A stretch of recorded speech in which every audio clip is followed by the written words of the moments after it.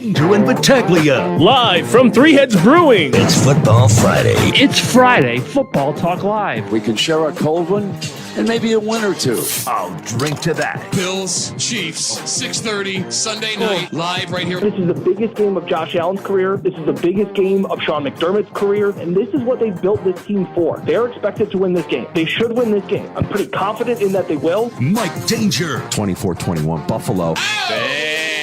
Taylor Swift is mediocre. You heard me say it. Karma is your boyfriend. She's a 6. 24-21. I hope she hears it. You're going to have the Swifties coming after Come you. at me. Gene Battaglia. Here we are again. What more could you ask for? Because this is winnable, but they haven't gotten by this point, meaning Kansas City. This is narrative street, folks. You don't want it another way. And the Chiefs are the team right now in this generation that are standing in the path. The Buffalo Bills are undefeated in weekends where we do a Friday Football Talk Live. Streak ain't going to end this week, folks. Can't end this week. Not going to happen. 95.7 FM and AM 950 The Fan. Rochester. Hey, welcome on into the Sports Bar. Danger and Battaglia, glad you're with us as we are live from Three Heads Brewing on Atlantic Avenue in the neighborhood of the arts. It is another Friday Football Talk Live as we get ready for Bills, Chiefs, and the divisional round of the NFL playoffs. Mike Danger here alongside Gene Battaglia. Here we are. This ride has been unbelievable so far. It's had a few dips, it's had a few thrills, and now this is the way you wanted it. You wanted Kansas City. You wanted Kansas City coming here, and now we're a little more than 48 hours away. And what did we see out of Orchard Park just moments ago? Are the Buffalo Bills posting that? No, that's Brayton Wilson. Brayton, that's our guy. WBEN. Yeah. So the call went out once again this morning, and Buffalo today, much like here, snow's still coming down, and boy, oh boy, they've got a lot of work to do here over the next 2 days. But this line is much different than the one that when you had the travel ban. I mean, it is a line that is wrapping around people. I think they see an opportunity here, Danger. Help your team out, number one. Make a little scratch, number two. And when I tell you, is hundreds an exaggeration there? No, it looked like there were hundreds of people. Yeah, hundreds of people lining up with their own shovel ready to go to work. Yeah, so. and look, that's the spirit of our community, right? Like we don't even hesitate. We just kind of get, spring into action and do the right thing. And for everybody that's going to go and enjoy the game on Sunday, here's hoping that you have a better experience than what we had on Monday with much of the stadium still buried under large drifts of snow. Yeah, and you know that in advance you've got to kind of come up with a game plan, right? If you're used to parking one of those satellite lots, well, don't count on that. So maybe you leave a little earlier and you pay a little more to get in one of the official lots around the stadium. Maybe you use the shuttle at McKinley Mall. Maybe you park at McKinley Mall and you walk the mile and a half and get a little exercise in. So for Bills fans, 6:30, again, another primetime game. And I mentioned this yesterday, Danger, primetime game number 8. If you believe in sports bar karma, what would be the 9th game? It would be the Super Bowl. 9 times. 9 primetime games for the Buffalo Bills. I mean, would only the karma be is too strong. I mean, sports bar historian Chris in South Central Kentucky tells us that anytime we've done a Friday Football Talk Live from Three Heads, the Bills have won that weekend.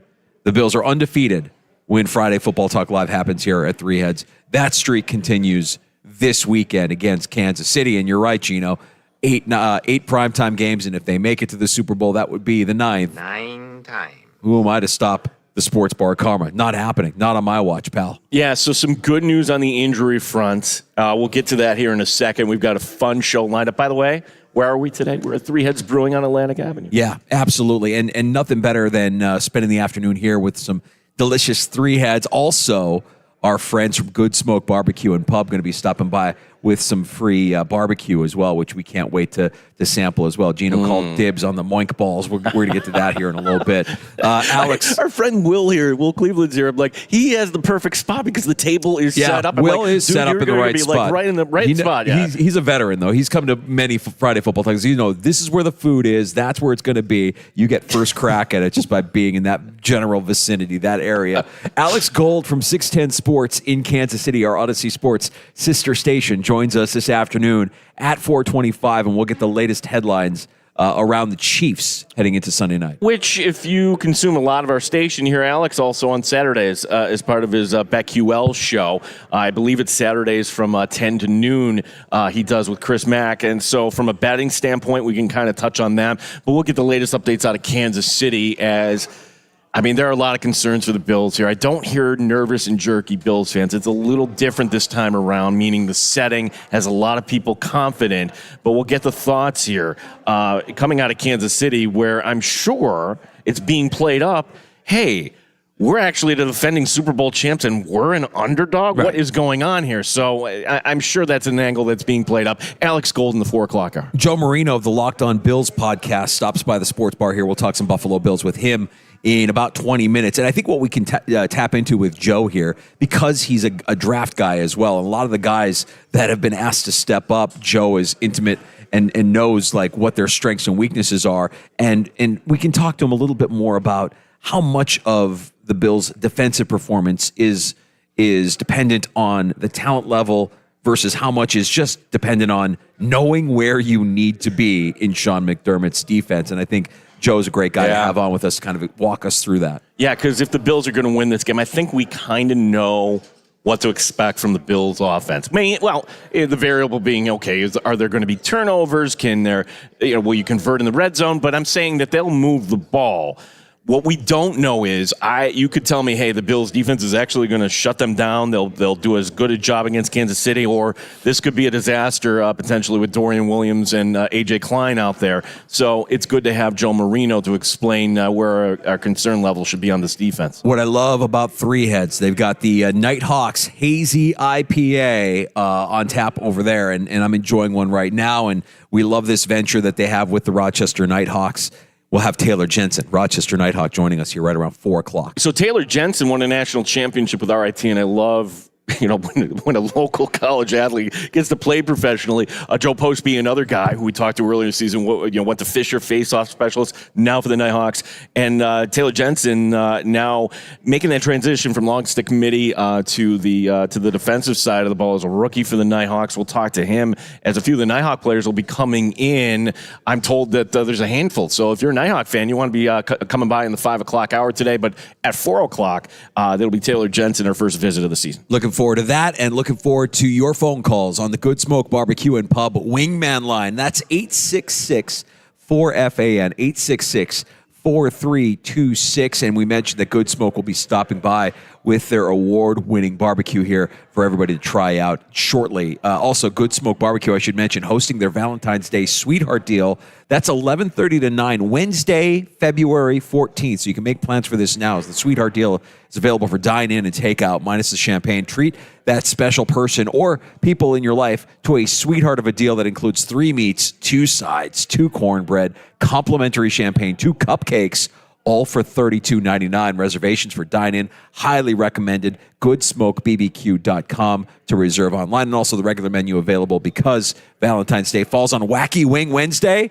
Buy one, get one, dine-in wings also available from our friends at Good Smoke. So I had somebody ask me, like, oh, yeah, Good Smoke, is that right across from Piano Works? I'm like, no, that's the old location. Yep. This is the new restaurant. Not new to them, but for anybody that doesn't go down Commercial Street, you got to kind of go down a little bit, and they have the free parking across the street, the public lot there. Took the executive producer and the kids over, around the holidays. You want to talk about a meal. Yeah, you're going to be treated today if you come out here to Three Heads. Absolutely. We're looking forward to that. And there you go. The table is set here. Ask me how my night went last night, Gino. Well, I was kind of concerned. Number one, I was advising you not to go because of travel. You're like, no. Okay, you're a Blackhawk fan. I know you didn't get there on time. UPL with a shutout. Yeah, second straight. Was there anything positive to take away out of your evening, you as a Blackhawk fan? Well, first of all, phone rings at 6 o'clock as we're getting off the air. Oh, no. It's my wife. She's like, all right, do you still want to go? I'm like, yes, I do. I'm like, where are you guys? Because the plan here was drop off my daughter at the studios, straight shot, right? Leave the studios, 490, straight shot, instead of having to detour to East Hilton to get back on 390, then 490. So I'm like, where are you guys? Oh, we're on Ladder Road. I'm like, oh. Jesus, you're not going to be here until 6:30. You're going to get here at 6:30. By the time we get to the game, if we're lucky, it's 8 o'clock. Abort mission. Turn around. My daughter, devastated, like so angry, because she got ready to go to a Sabres game. She's like, I got dressed, I did my makeup, I did everything. What are we doing? What happened? Did somebody take a nap and not wake up? No, she got tied up doing other things. And if you were driving around last night, the roads weren't great. They weren't great. They're better last night than they are today. But I called the audible at the line of scrimmage. I'm like, you know what? Screw it. We'll just watch the game from the tank instead of venturing out to Buffalo, which all accounts were. And you saw the arena. I mean, there were a lot of empty seats. There were people that braved it, and I saw plenty of Blackhawk fans there along with the Sabres faithful. But I'm like, if it was Connor Bedard on the ice, maybe I would make the extra effort. But I'm like, we'll be all right. There'll be another game. There was one thing I saw in a hockey game last night I've never seen before, and the Sabres committed this. Did you see this? So, penalty, arm goes up in the air, Rasmus Dahlin, 2 minutes in the box. Okay, no big deal. Well, I think one of the most exciting plays in hockey is when the guy is ready to step out of the box, and if the team on the power play isn't ready for it, and you try to stretch past and you try to break away, the Sabres nearly hitting that, except for one problem. Dahlin just touches it while he's still in the box. Yep. Okay, you're out of play. All right, then you just stay there. So he committed back-to-back penalties without even being on the ice, which extremely rare there. I mean, I know he's a goal scorer last night, and there's a lot of people that might cringe at this. I'm not impressed with Rasmus Dahlin's season so far this year. I know he's amongst the leaders in points for defensemen in the NHL, but man, you just see some plays sometimes out of this kid, and you're like, what are you doing, pal? We're in the same area there when it comes to Dahlin, where if he didn't have that number one overall kind of let's put it this way, he's a number one overall pick. Not playing like a number one. He should play like a number one overall. He's definitely not playing like a number one overall pick for the majority. Not the majority, but for a lot of times you're just like, what are you doing? What is going on? Dude, I'm sorry. Well, I'm sorry, but then I'm happy, if that makes sense. I'm sorry you didn't get to go, but knowing that you would have been like, what are we doing? What is this thing? You would have been back like saying, I probably would have been miserable, right? Yeah. Like, because then the Hawks get shut out by the Sabres, which what am I here? What am I doing? Why am I even investing? Why do I even care? Why do I even try? But the big win for the Sabres, and now they've got a little bit of momentum here in UPL with 2 straight shutouts. I mean, nice little streak going here, and we'll see if that continues with their next matchup against Tampa. Well, this may affect the Amerks. It's a take, and I don't agree with the take. I'll just kind of say it up front. But our good friend Lance Lysowski went on Toronto radio today and actually kind of forecast that with the way UPL is playing, Devin Levi needs work, that you would swap the goaltenders, that Comrie would go up. UPL is the guy. And I would say this. Okay, it's 2 shutouts over San Jose and Chicago. Yeah. Like you don't get a cookie. In my opinion, you don't get a cookie for that. But let's see a few more games from UPL. He's going to get the start against Tampa coming up Saturday? Yeah. All right, we're going to get to some takes here later on this afternoon as well. But speaking of takes, Gino, we've got to share our predictions. I made mine earlier today when I made my stop into the break room with Duffy and Tommy and Kimmy for Tommy Tells It Like It Is, and Ryan and I shared our thoughts on the game, but I think everybody's just waiting. Gino, where are you at with this game? What's your prediction? All the sharps are picking Kansas City. Now, that doesn't mean that Kansas City is going to win, but I listened to smart people, as we had Kate Constable yesterday, who was almost apologetic knowing what audience she was talking to. And I listened to PJ Glasser, who could not join us this week, but on his show, he's also taking the Chiefs and the points. And there are just reasons here. But the psychology of this from Kansas City's point, here is a new challenge for you, the champion. It's the different setting, and can they band together? And who is the better coach? It's Andy Reid. Who has the better defense right now? It's the Chiefs. Yeah. And the quarterbacks? Well, you could say Josh Allen has played better than Patrick Mahomes, but for one game, I think they would cancel each other out. I'm sorry, Kansas City 20-17. Ooh. And also, too, don't forget this. Ooh. The special teams, yes, they came up with one play against Miami that swung the door, but take away that, they've been bad for Buffalo. Bad. And you may have Sam Martin back, but there are other issues on the kick return and everything else. I think this is an Isaiah Pacheco game, and if you look at how these games have gone recently, notice I'm picking low scoring here. If it ends up being a high-scoring game, I'd say, yeah, that would be in Buffalo's advantage, but if Kansas City can kind of control the clock and kind of make plays at the end, Monday is going to be memorable one way or another. I'll put it that. And I was talking to Will before we came on the air, Will Cleveland, and I'm like, I hope I'm wrong, and he says, I hope you're wrong too here. So I'm not trying to. Well, I'm not trying to be the villain here. I'm not trying to. I think now you have all the ammunition you need to show up to Three Heads this afternoon and tell Gene why he's wrong. What do we have? We have 2 hours and 45 minutes left for you to stop out and tell Gene just how wrong he is about this matchup. Gene, I'm surprised, man. We talk to a lot of smart people. We learn as much as we can, and there's a lot of valid points to why you're leaning the way you're leaning. And certainly I pay attention to what's going on with the lines as well, and I want to try and make money and capitalize on value when it comes to the sports books, just like any other guy would. But, man, yesterday, talking to Dan Fates, that was the one, yeah. The stat that he threw at us that I love when you consider that the only playoff team the Chiefs have beaten this year is Miami, and the only playoff team the Bills have lost to this year is Philadelphia. I think you're talking about two teams that are just not on the same level. That even with the injuries, that the Bills defense should be able to confuse and contain Kansas City's offense, which isn't the same Kansas City offense that they've been in years past. And offensively, yes, Kansas City's defense is improved. It's a good defense, but you're at home and Josh Allen is playing well. If he protects the football, you should be able to get over on Kansas City. 24-21 Bills. Oh, all right. 24-21 Bills. I heard what you said in the break room this morning. We're going to save it for later, but I'll just ask What, you want to do some pubic hair talk next? No, not that. I'm talking about the certain pop star. Let me just ask you this. You'll save it your take for later, but is she coming to this game or not? Oh, I think she's there. Yeah.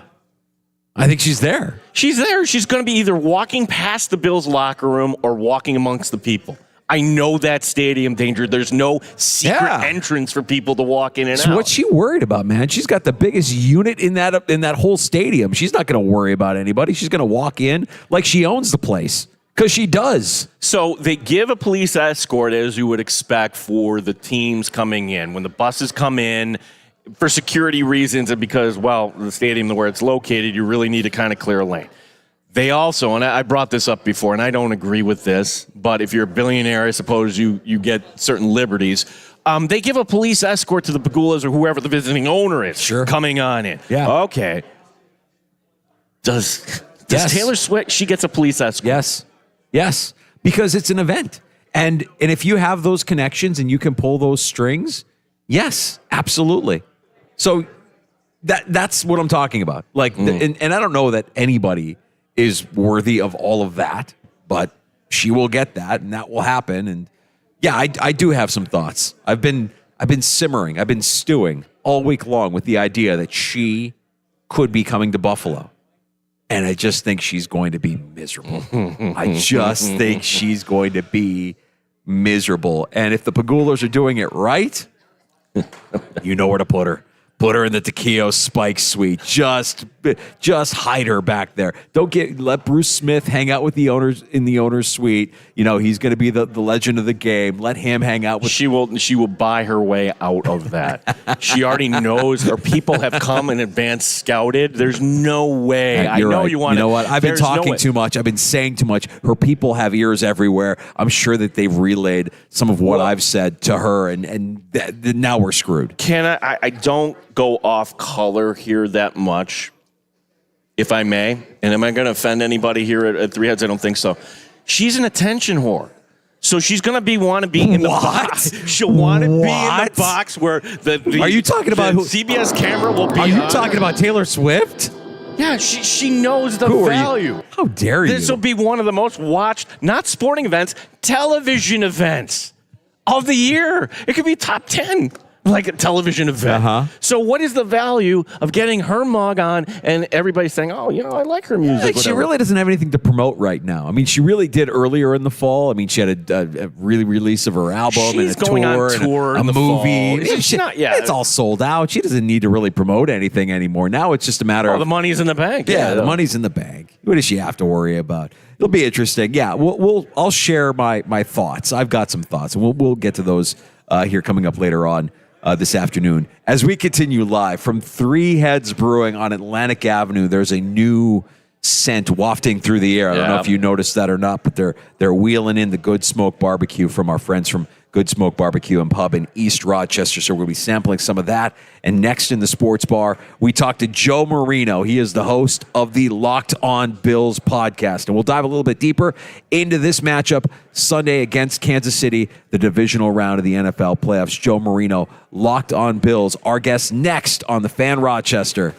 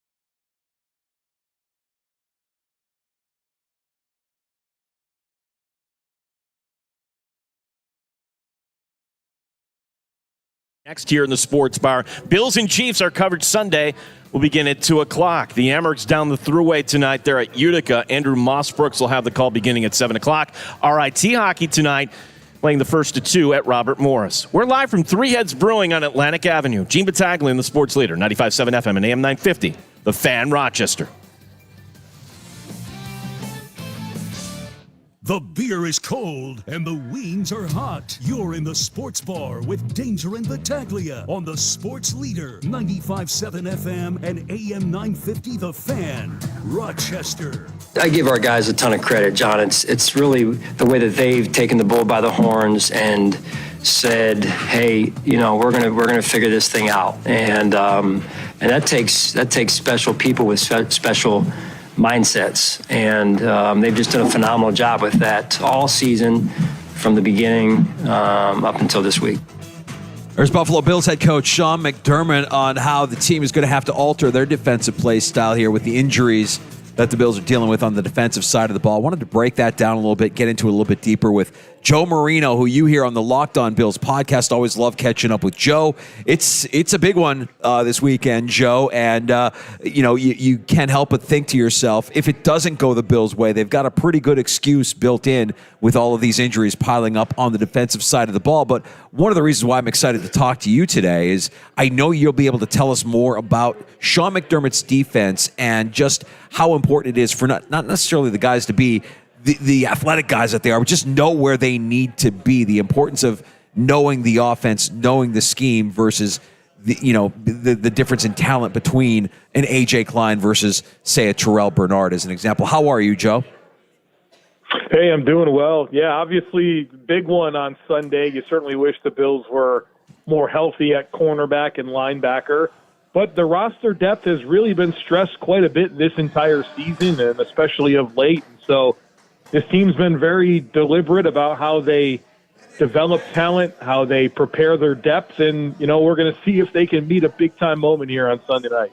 Yeah, it's let's stick with the depth here, Joe. And I'm going to talk about a guy here that I think will be back, and I think Bills fans would hope he'd be back, and it was actually kind of a target for criticism, and that's Tyrel Dodson. Dotson this year, number 25 on this team, Joe. He has played better in recent weeks. What would that mean for the defense to get him back, and how has he been able to improve in place of stepping in for the injured Matt Milano? Well, Dotson's a very good downhill football player, defending the run, shooting gaps, playing in, kind of condensed spaces and making plays at or near the line of scrimmage. Where he has some limitations is when it comes to range, whether that's making plays out towards the sidelines against the run or in coverage, right? He can handle the short zones, but you're not going to ask him to carry tight ends and running backs down the field. And that's what Sean McDermott's done a very good job of, is game planning and scheming around what Tyrel Dodson does well and what he lacks. And that plan has really involved Jordan Poyer. They'll put Jordan Poyer on the second level to pull Tyrel Dodson out of the game on those long and late downs, those passing situations, and they'll bring in a third safety. Typically that's been Taylor Rapp, if Taylor Rapp's been ruled out for this game, so that'd be Cam Lewis in this instance, and that's how they've been able to kind of overcome the deficiencies Tyrel Dodson has, but also putting in positions to do the things that he is successful at, which is playing downhill, and he's a pretty instinctive run defender, and he has a lot of value in that regard, and they found a way to kind of minimize the things that he doesn't do as well. So, Joe, that's exactly kind of what I've been trying to understand about this defense. You just crystallized it for me. The concern would be, all right, if you're leaning on a guy like Cam Lewis, I think we hear Cam Lewis and we immediately start to have a little bit of anxiety and fear and wonder, is Cam Lewis up for this opportunity? But your point is Sean McDermott knows the strengths and weaknesses of all these guys and knows how to put them each in their best position on any given down or distance. Yeah, there's no question about it. And all of these players, really the only exception being Rasul Douglas, who's been phenomenal since coming over, all of these players, they've been around, right? There's a lot of familiarity with not only the starting players in the back seven, right, your linebackers, corners, and safeties, but your depth. Guys like Cam Lewis has been around for a number of years. A.J. Klein is inevitable for this football team. Tyrel Dodson's been around for 4 or 5 years, right? It's all of these players have so much time on task, and you're playing zone defense, and that's really communication oriented. how do you function as one cohesive coverage unit and play together? And I think that time on task, the experience these players have not only in the system but with each other, that's allowed them to overcome a lot of the injuries that have come their way this season. Obviously, Mahomes in the playoffs is one heck of a tall order, but there's something to be said for the players that are in place, how long they've been together, and how long they've been in the system. Yeah, Joe, the one piece of information, we may not know anything until they kick off, Terrell Bernard. And it's interesting that Sean McDermott didn't rule him out in his presser today. We're still awaiting the official injury report. But, gosh, even if he is out there with an ankle injury that demands that position, I know Patrick Mahomes played with a high ankle somehow last year in the postseason, but middle linebacker is much different than quarterback. So your thoughts, A, on Bernard, the possibility that he may be out there, and if he is, what to expect.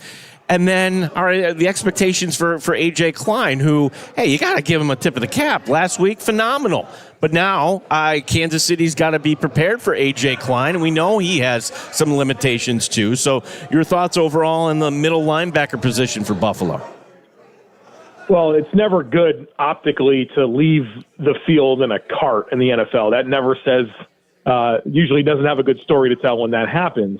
But the reality is that it's an ankle sprain, right? It's not a fracture or anything like that. It's an ankle sprain, and honestly, something that he's been dealing with since Christmas Eve, right? And it's been re-aggravated now, and that's certainly not helpful. But he didn't miss time with it previously either, and so I think once you can detach yourself from the optics of the cart, you can realize, okay, well, yeah, there's a realistic chance here, and not that it's a for sure thing, but you hear Sean McDermott early in the week say there's hope.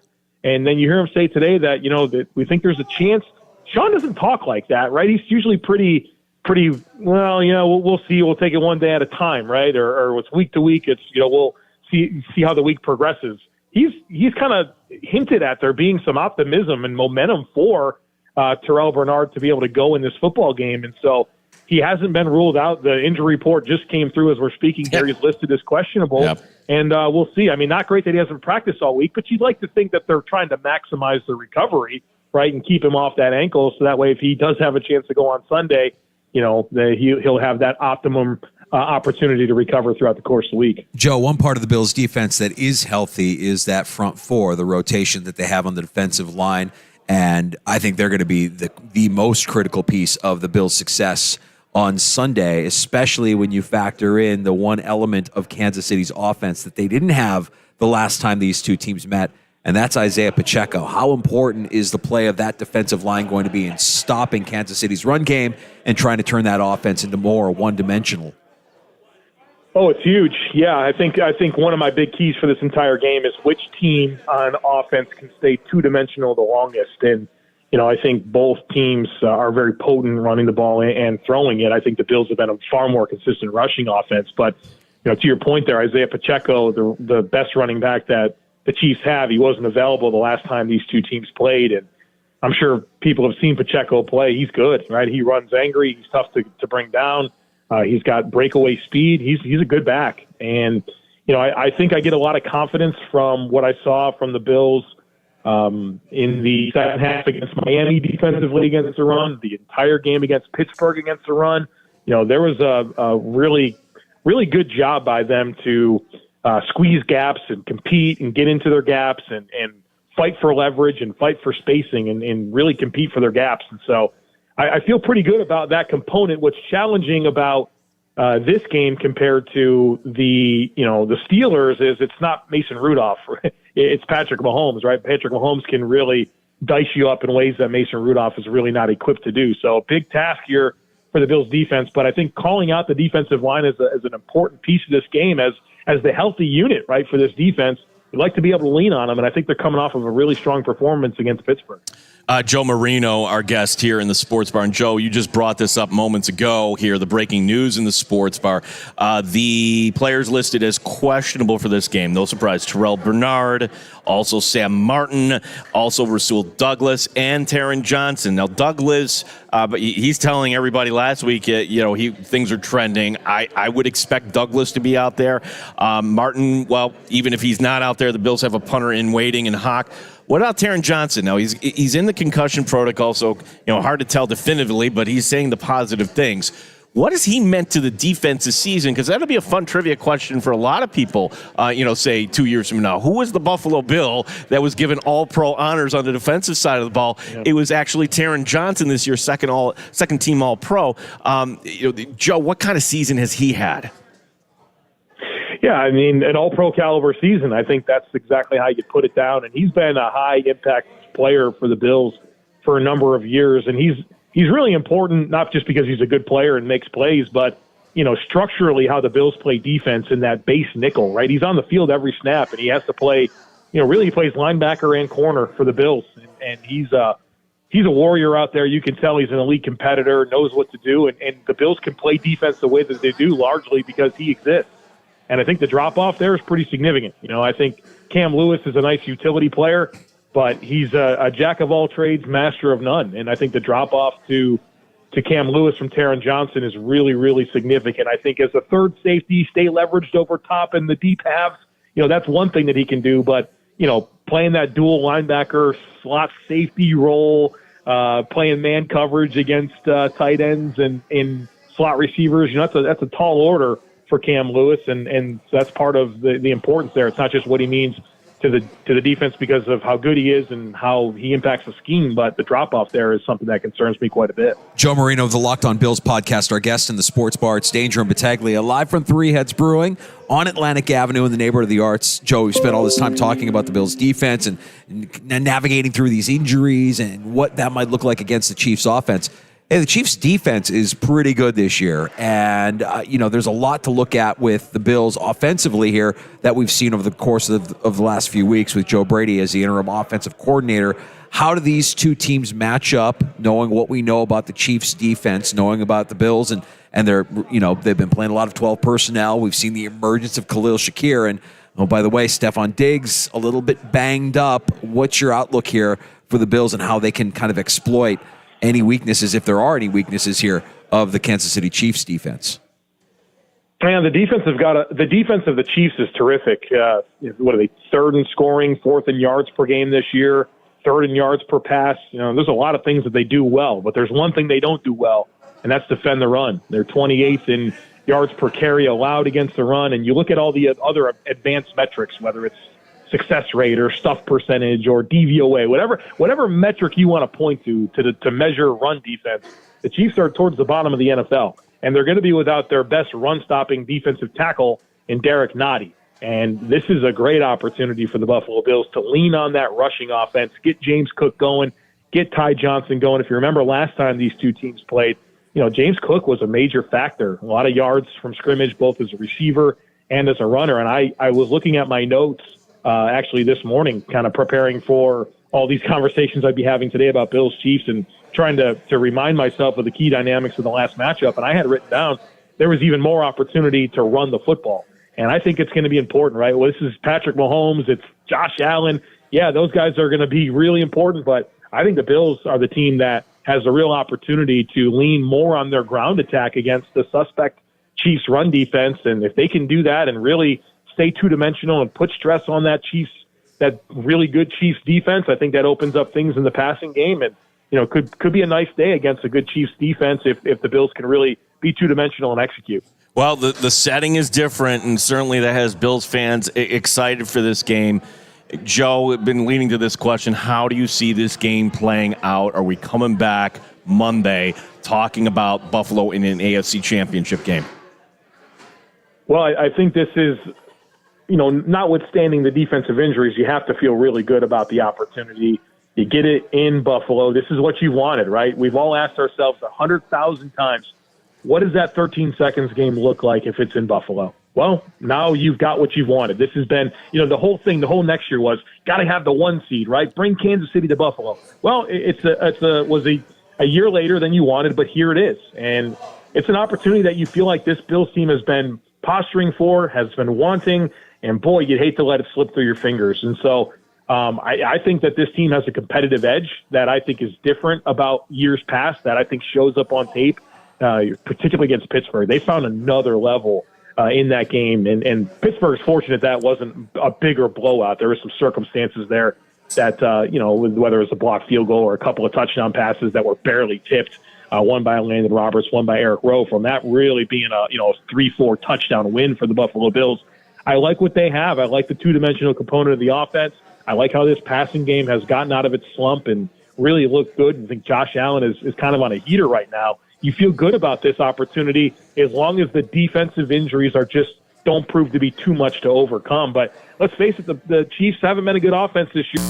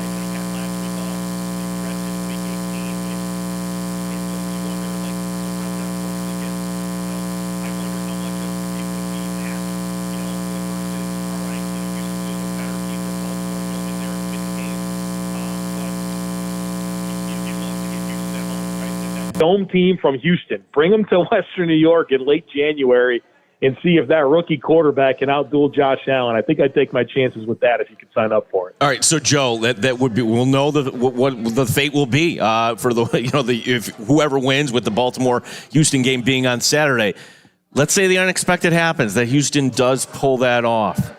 I know a lot of Bills fans would be thinking going into this, oh my gosh, this is our opportunity. We can't blow this. And that's fan behavior. That might be media people talking.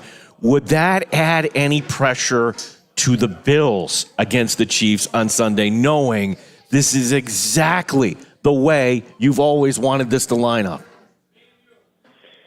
It's hard to say. I think at the end of the day, like we can get into these narratives and all these dynamics about a football game, but like once you start playing a game, it's just about that game and that moment and that play, right? I don't know that you can put yourself in a position to think about anything more than what you have to do in that specific moment. And I think the leadership of this football team, from Sean McDermott, really top down. I just kind of trust it to keep the guys focused on what they have to do, because it doesn't matter if you get the opportunity to bring Houston to Buffalo next week and you don't go beat the Chiefs, it doesn't matter. And I just kind of trust the veteran leadership of the entire operation to make sure that they keep the main thing, and worry about the Kansas City Chiefs. And, you can worry about the next game after you earn the opportunity to play in the next game. Joe, it's always great having you on with us here in the Sports Bar. We always appreciate your insight. You're locked in on the Locked On Bills podcast. I'm also curious, Joe, are you going to be doing the kind of draft coverage that we've come to expect from you over the course of time here? Because, if the Bills weren't what the Bills are, we would be talking to you a lot about, hey, let's talk Senior Bowl. Let's start talking about April in January. No. We're not ready for that, but can we expect some of that from you here this spring? I'll say this. I'm not ready for it either, but I will be. I'll be dialed in on all the draft stuff like I normally am. But, I've really focused on the Bills this year more than draft stuff like I have in the past. So I've started to flip the switch a little bit to the draft, kind of peaking a little bit. But we'll hit the gas, all the way to the floor here once this Bill season is over, which I certainly hope is got 3 more left in it. Joe, for people not familiar, the Locked On Bills podcast, it's inside the Odyssey app. What days, times does the pod drop here for Bills fans? It is a daily podcast on the Buffalo Bills. So, right now in season, we're 6 episodes a week. Posted one this morning. We're going to have one last chat for you tomorrow. Yeah, we're a daily podcast on the Bills that you can find in the Odyssey app, and would love anyone that would be willing to check it out. Joe, appreciate your time as always. Enjoy your weekend, and hope we get the chance to talk again real soon, bud. All right, guys. Thanks for having me. You got it. There he is, Joe Marino. He is on the Locked On Bills podcast. You can find it in the free-to-download Odyssey app or wherever you get your shows. Always love Joe's insight. Yeah, we will react to that. A couple things of breaking news here in the sports bar. Oh, we have breaking news. We do. Okay. It really hit me. I didn't know it was coming back that far. Wait, just quickly. Yeah. When I hit the breaking news sounder, I saw a lot of heads turn. Just so we explain what that is. That's John Sterling, Yankees play-by-play guy, getting plunked by a foul ball. That is our breaking news sounder. When news breaks, John Sterling breaks. It really hit me. I didn't know it was coming back that far. And we don't want to have breaking news. That's Breaking news. Yeah, no, that's not what we're about. We're about this. It really hit me. I didn't know it was coming back that far. All right, enough. Breaking news. So one Bills-related note that's breaking and one NFL note that is breaking right now. So we mentioned the Bills injury report, the 4 players questionable being Terrell Bernard, also Rasul Douglas, Taron Johnson still in concussion protocol and with a hammy, punter Sam Martin. Pointed out by a lot of people, not on the injury report, wide receiver Steph Diggs had that foot issue. We were talking about it earlier in the show. He's banged up, but he's going to play. Yeah. You'd have to peel him off the field. Come on. No question. Steph Diggs is going to be out there. We already know that Gabe Davis is out. We already know that Taylor Rapp is out. Yes, so there are 4 players that are listed as out. Gabe Davis, Taylor Rapp, also Balin Spector, and there is one more. Give me 1 minute. As Benford. Benford, yes. So that is going to be, which when you have the depth as you do with Dane Jackson, okay, the Bills should be okay there. The other thing that is breaking right now, Mike Danger, one team has filled its coaching vacancy. Yeah, I saw this. Wow. The Las Vegas Raiders are sticking with Antonio Pierce. The interim tag has been removed. Wow. Antonio Pierce, head coach of the Las Vegas Raiders. Here's my take on this. This is Mark Davis kind of making up for a past sin in his mind, because the last time the Raiders made the postseason, if you recall, it was with an interim coach. It was Rich Bisaccia. Yeah. And then Bisaccia, no, we want to bring in somebody else. Then goes it was the guy you hired. Pierce did a fine job as a fill-in coach, but is he ready now? They don't have a quarterback there. I suppose they're going to go through the process there, or maybe you go with one more year of Garoppolo. But in my opinion, Danger, this is Mark Davis perhaps thinking, maybe I should have kept Bisaccia. You know what? I'm not going to make that same mistake. Yeah, that's an interesting one. What was Pierce's record? I got to look it up to see what Pierce's record was as the interim head coach. I want to say it wasn't a winning record. I want to say maybe he was a game below 500, if I'm not mistaken. I guess I understand it. Antonio Pierce must have some sort of musk on the Raider Nation. He was 5-4. Oh, he was 5-4. But the Jets, the Giants, Chiefs on Christmas Day. He doesn't have to apologize for his wins. 5-4 is good. By the way, they beat the Chiefs on Christmas Day. Just want to say that again. Yeah, that's a team that beat Kansas City. Although we can't really look at the resume of the Buffalo Bills when we want to talk about teams that the Bills lost to this year. So, all right, there's a bit of breaking news as we have some clarity on at least one of the head coaching vacancies. Antonio Pierce does enough to lock down that job, and he will be the Raiders head coach moving forward for the 2024 season. That's some vacancies still out there, and we're still nothing yet on Bill Belichick going to Atlanta. I know Major League Baseball kind of has they frown upon decisions, free agency, managers, everything while the World Series is going on. Kind of football the same way too. They really don't want you announcing things. They want the focus here on the game. So maybe we get some news between now and kickoff tomorrow. But once we get to that kickoff of the first game tomorrow between the Texans and the Ravens, I wouldn't expect Bill Belichick to be breaking in the middle of that game. We're live from Three Heads Brewing on Atlantic Avenue, and the regulars are enjoying some delicious Good Smoke barbecue from our friends at Good Smoke Barbecue and Pub in East Rochester. We invite you out to Three Heads. We're here until 6 o'clock for Friday Football Talk Live. We still have to check in with Alex Gold from 610 Sports in Kansas City, our Odyssey Sports sister station. He'll be joining us here in the 4 o'clock hour. We'll also have a Rochester Nighthawk on with us coming up here in just a couple few. Taylor Jensen stopping by the sports bar. Yeah, is he in the house? Don't know. We got a lot of people here. I guess we got to go do a recon here. Shout out to our regulars. I see Timmy Parmesan and Richie C. from my neighborhood. You've heard me talk about guys from my neighborhood before, right, Gene? Some of the Tonys probably coming out here eventually as well. Linda from Webster is here. I see Pete, the official pollster, hanging out with Mike. They're here. And we've got our whole Odyssey Rochester crew hanging out here as well. What happens if the Buccaneers get to the Super Bowl? We're not even discussing that. Didn't. If you want to get into a little hot uniform talk right now, Timmy Parmesan, Bucks fan, wearing Bucko Bruce. I mean, when you have the matchup, the postseason matchup that you have, it's almost a shame that the Creamsicles aren't coming out for the road game in Detroit. For the football itself, forgettable game, Lions and Bucks, but the uniform matchup from that game down in Tampa earlier this year. Oh my gosh, that was the old NFC Central. Oh my gosh, complete throwback. I loved it. Bring it back for this weekend. Oh, he went. Yeah, that's right. He was at that game. Yeah, we got to bring that back for this weekend. Just for the sake, just for the aesthetic. You got to have it. That'd be fantastic. Yeah, Pewter, you're losing. You're losing. Sorry. We're going to come back with more next. We got some takes on tap as well as we continue live. We're at Three Heads Brewing on Atlantic Avenue. Friday Football Talk live with some barbecue from Good Smoke Barbecue and Pub here as well. Stop out and say hi this afternoon. Let's kick off your sports weekend with the Bills hosting the Chiefs coming up Sunday evening. You know, after an incredible NFL Super Wildcard weekend, we are on to the divisional round. It all gets underway tomorrow.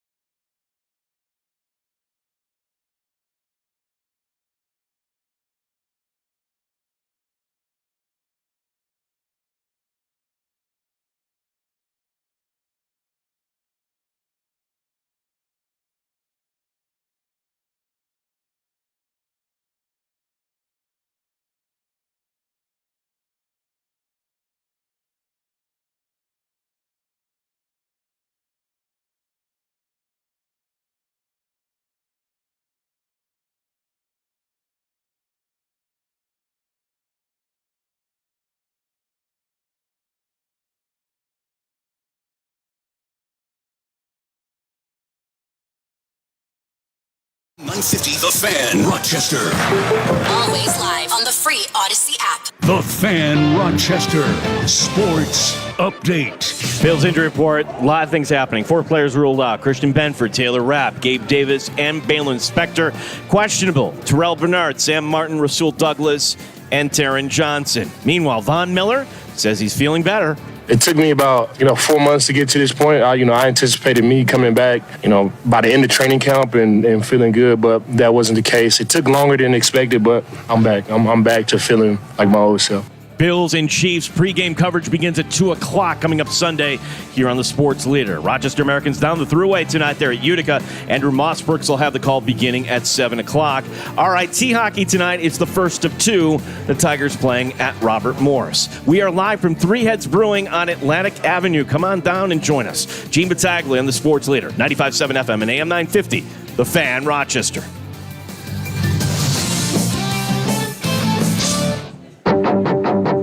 The Sports Bar with Danger and Battaglia. Live from Three Heads Brewing. It's Football Friday. It's Friday Football Talk Live. We can share a cold one and maybe a win or two. I'll drink to that. Bills, Chiefs, 6:30 Sunday night, live right here. This is the biggest game of Josh Allen's career. This is the biggest game of Sean McDermott's career. And this is what they built this team for. They're expected to win this game. They should win this game. I'm pretty confident in that they will. Mike Danger. 24-21 Buffalo.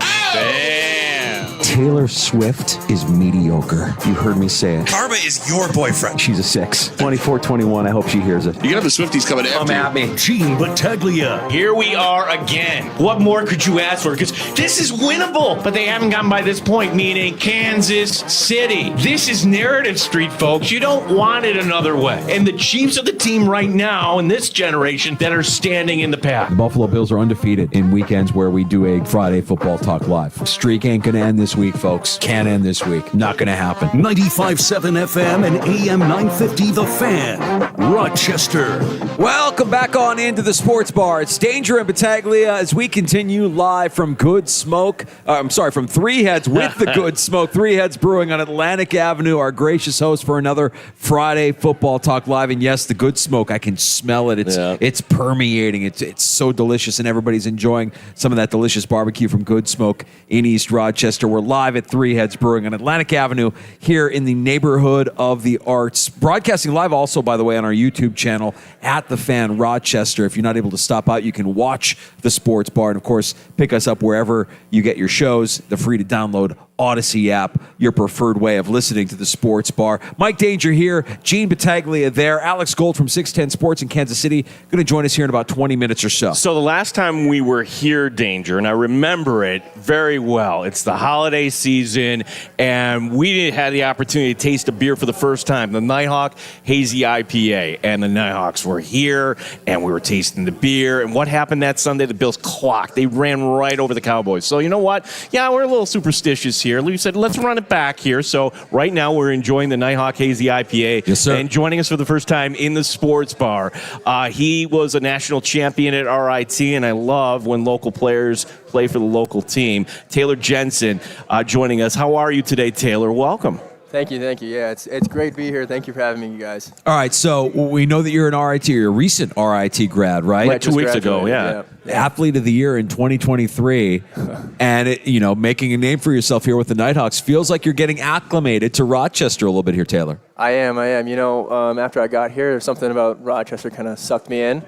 Maybe it was the beautiful weather or something else, but I love being here. I got a wife and kid too, so I think we're going to probably stay here and try and stick it out for the long haul. Nice. Now, you're from Canada. Well, hold on. We got a good Taylor. Oh, right. Wife and kid. Yes, that would be the thing that makes Rochester, right? Like you're a Western Canadian guy, but you came to Rochester and you've got some roots now. Yeah, exactly. Little community. Lacrosse community is so big here, and it's a really great community to live in too. So. Wait, back up. Did you marry the Rochester girl? Or is she from Canada? She's actually from Long Island originally. Oh, all right. Yeah, and then we both moved over here. Okay, you were down there for junior, right? Is that how you? Okay, yeah, I went to community college there. Gotcha, gotcha. So Taylor Jensen, our guest here, the Nighthawks are actually off this week. Boy, man, we gotta wait until February for a home game, Taylor. Yep, I don't February. like this schedule. How does it sit with you guys? Because Looking there for a little bit, and then Buffalo coming out on top, which I guess there's no shame in losing to Buffalo. You don't want to lose to those guys. No, especially because my brother's on that team, actually. Oh. So I especially don't really like losing to them, especially. So next game, we're going to come out swinging, and because we got them again coming up pretty soon. So. All right. Gene mentioned you won the championship, national championship, Tigers in 2021. Talk a little bit about that championship mentality and how you can inject some of that into this Nighthawks team that, people forget, like, technically it's an expansion team. We're not really calling it an expansion team anymore because we've been talking Nighthawks here. Yeah, we're a playoff team last year. But talk about a little bit about that championship mentality that you learned there from RIT. Yeah, so we just wanted to, during that year, we wanted to love lacrosse, right? You come every day, you got to do this every day, and sometimes people get burnt out, sometimes people get kind of not really feeling it. So we wanted to make sure we're having fun, right? At the end of the year, we do this little thing where we buy, it's like Christmas, right? The national championship is Christmas. So we buy presents for each other. Like some of the older guys will buy presents for the younger guys, the guys that don't really see the field as much. Like it's Christmas, and we want to make it fun for everybody, and we're trying to have fun, enjoy the sport of lacrosse instead of kind of coming to the end of the year and be like, oh, it's and the pressure, too. It's like lacrosse is such a sport where they're good, the team, and it comes down to like one possession. And how do you not? And this is like, you can compare this to the Bills and Chiefs because you kind of know, gosh, it could come down to one player too. Lacrosse is that same way too. You can't afford a turnover, and you got to get the face off. What is that like when you're in a championship game and you don't want to yip up? Exactly. So yeah, when you're playing in that game and you don't really want to think about it. You want to just focus on having fun. You don't want anyone to. Like, oh, I got to make this play. You grip your stick too tight, and then you throw the ball away on an easy pass. So, yeah, that's the whole point of trying to have fun with it, right? Taylor, what's the transition been like here to the indoor game for you? It's been pretty easy, to be honest. I grew up playing box lacrosse. That was my first. Some of my earliest memories are playing box lacrosse. So, I'd say the transition from kind of coming over to play an American Lacrosse League was a bit harder, but going back to being in the NLL is kind of going back to my roots, So yeah, that's I would think if I could pick any position to play, long stick midi is like the fun one, but that like the position isn't the same, right? Like playing defense on the indoors, like you mentioned you played box, you know that certainly, but that transition you're saying is an easy one. For me, it was. I know, like it was kind of like riding a bike. It definitely wasn't anything crazy, but it was tough to get back up to the speed that these guys are playing at. They're playing at a super high level, and I hadn't played at that level ever really. So to kind of catch up and to be able to learn from these older guys that are here, Dan Coates and Matt Gilray and Ethan O'Connor, it's been pretty awesome. Taylor Jensen, Rochester Nighthawks, our guest here live from Three Heads Brewing on Atlantic Avenue, the sports bar with Danger and Battaglia for Friday Football Talk Live. Now, we mentioned you're from Western Canada. Always lacrosse? You get some hockey mixed in there as well. What was your pathway to deciding lacrosse is where I want to go? Yeah, I played a little bit of hockey, but for lack of a better word, I was a bit of a baby. I didn't like the cold, I don't think, So I, for some reason, I didn't stick with hockey. And I grew up in a pretty big lacrosse town, New Westminster, so that was easy to stick with it too. And my brother had already been doing pretty well in lacrosse, so I kind of wanted to be like him. I idolized him a little bit, so I stuck with lacrosse, so it was good. So you go from being this big man on campus at RIT, national champion, athlete of the year, now you're the rookie here. Yep. The word hazing, you can't say hazing, you can't do that, but you have to do things to the veterans. How do the veterans treat somebody that's going in, a newcomer, and when you reach the pros? It's not too bad. They're all great guys, and they're all real nice, but, I have some duties. I clean up after the guys. I'm the last one out of the locker room, making sure everything's nice and clean. But these guys are all super nice, and they understand it. We're all older too now, so it's been good. Yeah. Taylor, I understand that there's also a famous surfer, world-class surfer named Taylor Jensen as well. Is that something you've ever tried? Ever tried doing any surfing, Taylor? I have not, and I've seen that on my YouTube when I type in Taylor Jensen. I'm like, oh, this Taylor guy. Jensen highlights, and it's you surfing. It's not you, though. It's some guy. This, right? Yeah. That's not it. Taylor, you've been in Rochester now for a few years here. Have you converted? Are you a Bills fan? What are your thoughts here about football? I think I'm pretty much converted. Yeah. I love the Bills. So Seahawks are out anyway. So okay. So being West 12, Canadian, you watch a lot of Seahawks football growing up. But I imagine if you're new to the Bills, or if you're just becoming a Bills fan, Have you ever been on a roller coaster ride like what this season has been like for the Buffalo Bills? The ups, the downs, not just through the season, through the course of a game. Hell, you look at the Miami game. That was a roller coaster ride of emotions, man. Yeah, not really. I haven't broken any tables quite yet, so we gotta. Well, next game coming up, Halifax, and that one that used to be our team here in Rochester, and then what do you guys have to do to win that game coming up next week? We got to. So on defense, we have to kind of play our full 30 seconds there. We've been making little tiny mistakes here that will sometimes kind of end up with the ball in our net. We're coming off of two goal losses, so we're close, right? Those are two pretty good teams, too, so we're excited for this game in Halifax. It's going to be an awesome game. Now, you mentioned your brother plays for the Bandits. Yeah. And we're coming off this, we're licking our wounds off this tough loss. What needs to happen for us to get over on those guys? Come on now. Not a whole lot, Sometimes that's just how the cookie crumbles a little bit, right? It's 2 goals, so I think if on defense we can, really kind of lock in there for another 30 seconds and play that out, I really think that could go our way, so... So we had Joe Post on with us back in December. Do you hold it over his head that Fisher never could get by RIT? I think I should hold it over his head a little bit more, right? We got to bring that up a little bit more. I don't think I've talked to him too much about it. I'm sure you appreciate it if he's listening right now. Yeah. Taylor Jensen, defenseman for the Rochester Nighthawks. We'll be hanging out for a little bit. Really appreciate you stopping by, and we're fully behind the Nighthawks. Thanks for your time today, bud. Thanks for having me, guys. Stay healthy this season, man. Taylor, appreciate you stopping by. Taylor Jensen, Rochester Nighthawks, here in the Sports Bar, Danger and Battaglia, as we continue live from Three Heads Brewing on Atlantic Avenue in the neighborhood of the arts. The Good Smoke Barbecue is getting enjoyed. Yeah. The Nighthawks Hazy IPA is being enjoyed as well. We've got a lot of our regulars hanging out, and also some takes on tap here in the Sports Bar. Gino? Yeah, it's the season it takes, right? And Danger, I have the privilege of being in Buffalo Sunday night.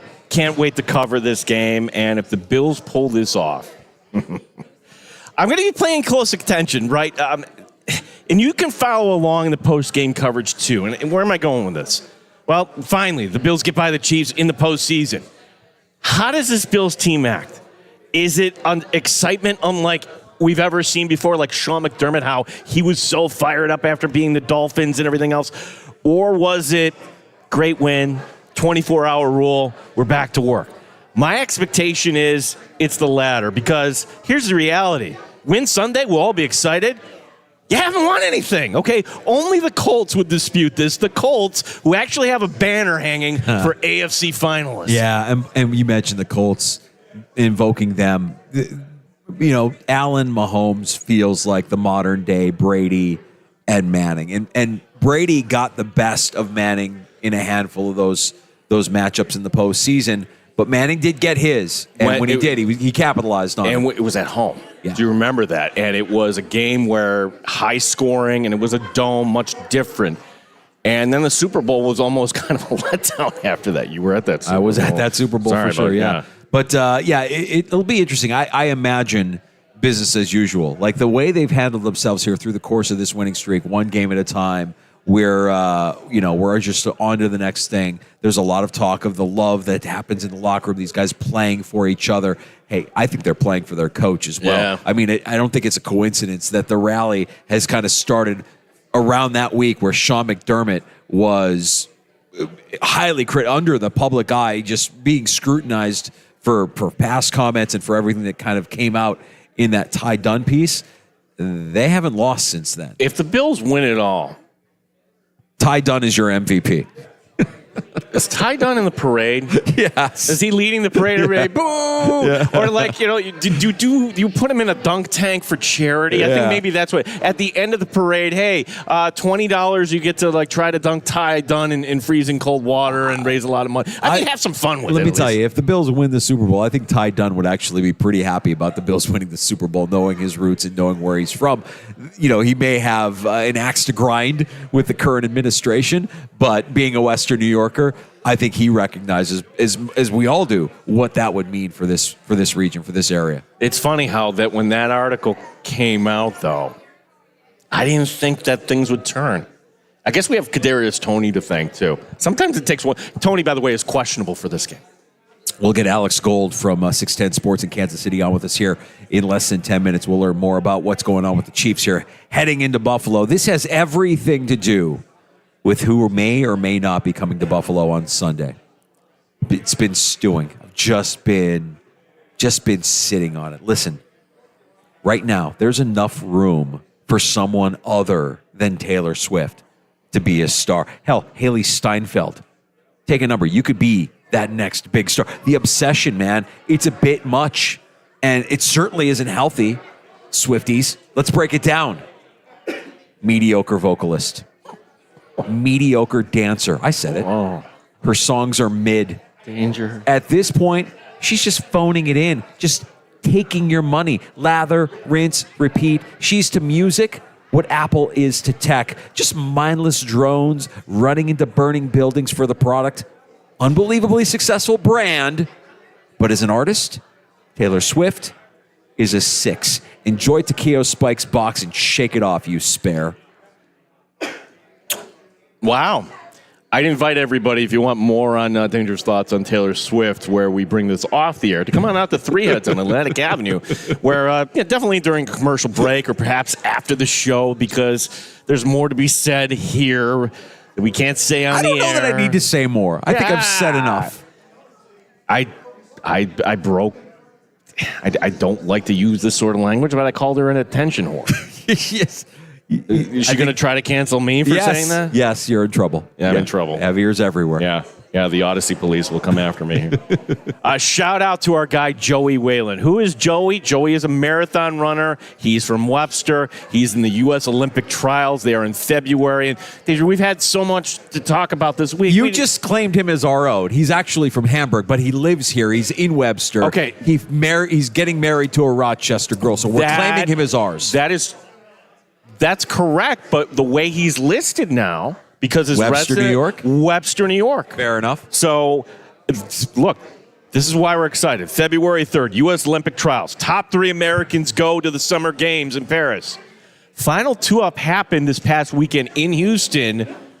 Joey was the second American to cross the finish line. Yeah. Joey, whatever happens, we're all behind you. The sports bar karma is real. Joey Kipchoge going to go down to the Olympic trials and find himself in Paris. He's going to mess around and find himself in Paris this summer, Gino. Now, that's the good news. The downside. So his fiancée, Monica, remember I told you it's like she was going to go to the Houston. Wearing the Bills game. Wearing the Bills gear.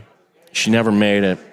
She never made it because a friend met up and then they decided to do something else. So they ate the ticket and said, screw it, let's have some more fun. That's it. Yeah, and it's like, like for you or I, like, all right, maybe going to just be a neutral observer in an NFL playoff game, sure, but you want an experience with your friends. You punted on the Sabre game last night for good reason, though. Man, it hurt, though. It still hurt to eat those tickets. I really wanted to go. I felt soft. I really felt soft afterwards. I mean, I'm the one that always says we're equipped for this. We're equipped for this. I got 4-wheel drive. I could have made that trip. Well, funny thing was, like, a Kansas City reporter flew into Rochester and had to drive out to Buffalo. And then somehow we got tagged as harrowing white knuckle ride. Yeah, oh, come on. Get out of here. An absolute dusting.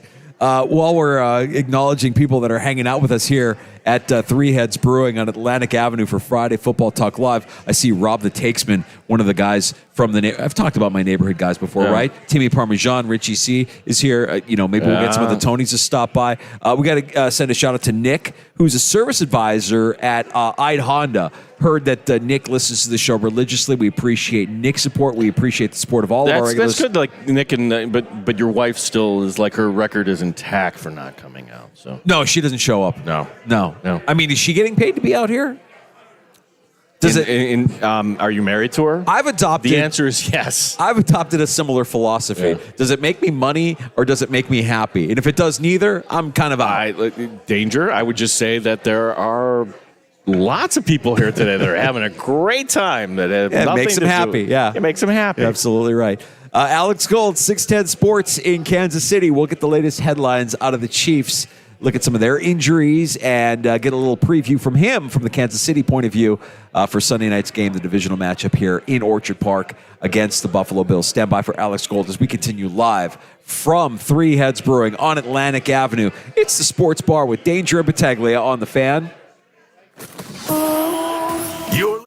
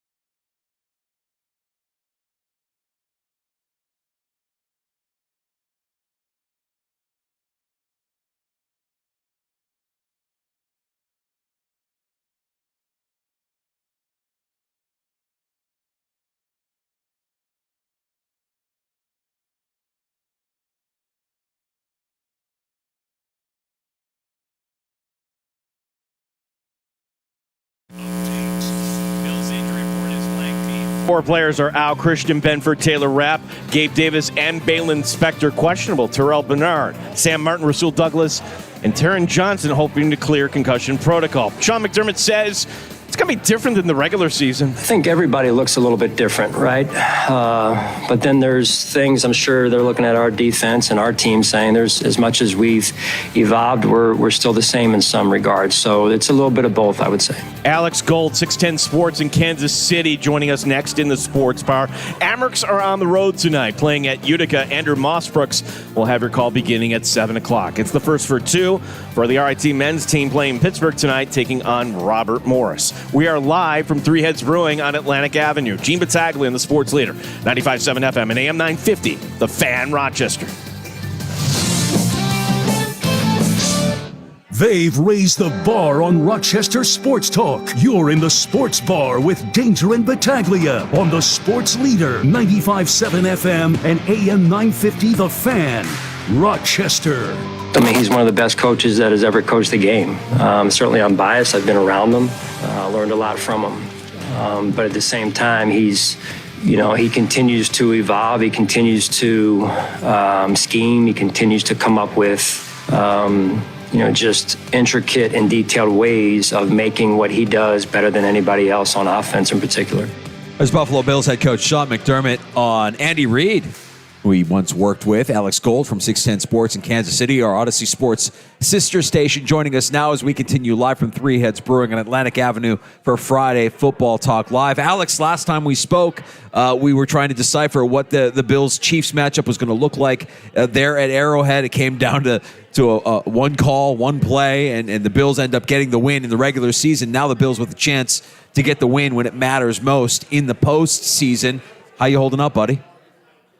Hey, what's going on, guys? Always good to be on with you. Yeah, quite a bit different story from where things were at for both these teams. I think they both have adapted since to who they need to be offensively, and the feeling here in Kansas City is that that is the game that got away. Otherwise, the Bills may not be in the postseason. The Chiefs might be at home this weekend at the very least. So that was such a huge swing. Little did we know at that point in time that these two teams would maybe be two teams that are playing their best football of the season.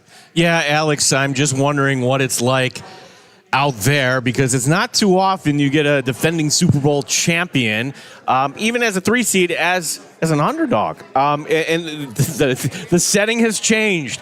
Finally, the fun fact here, the last time that the Chiefs were in Buffalo with fans in the stands, Jeff Toole came out on the field that day for the start for the Buffalo Bills. What is it like in Kansas City taking on this role as a road underdog? Are they taking to this? Yeah, I think fans are embracing it. I think there's a little bit of excitement around that. Like, of course, they wish this game was here at Arrowhead, no doubt.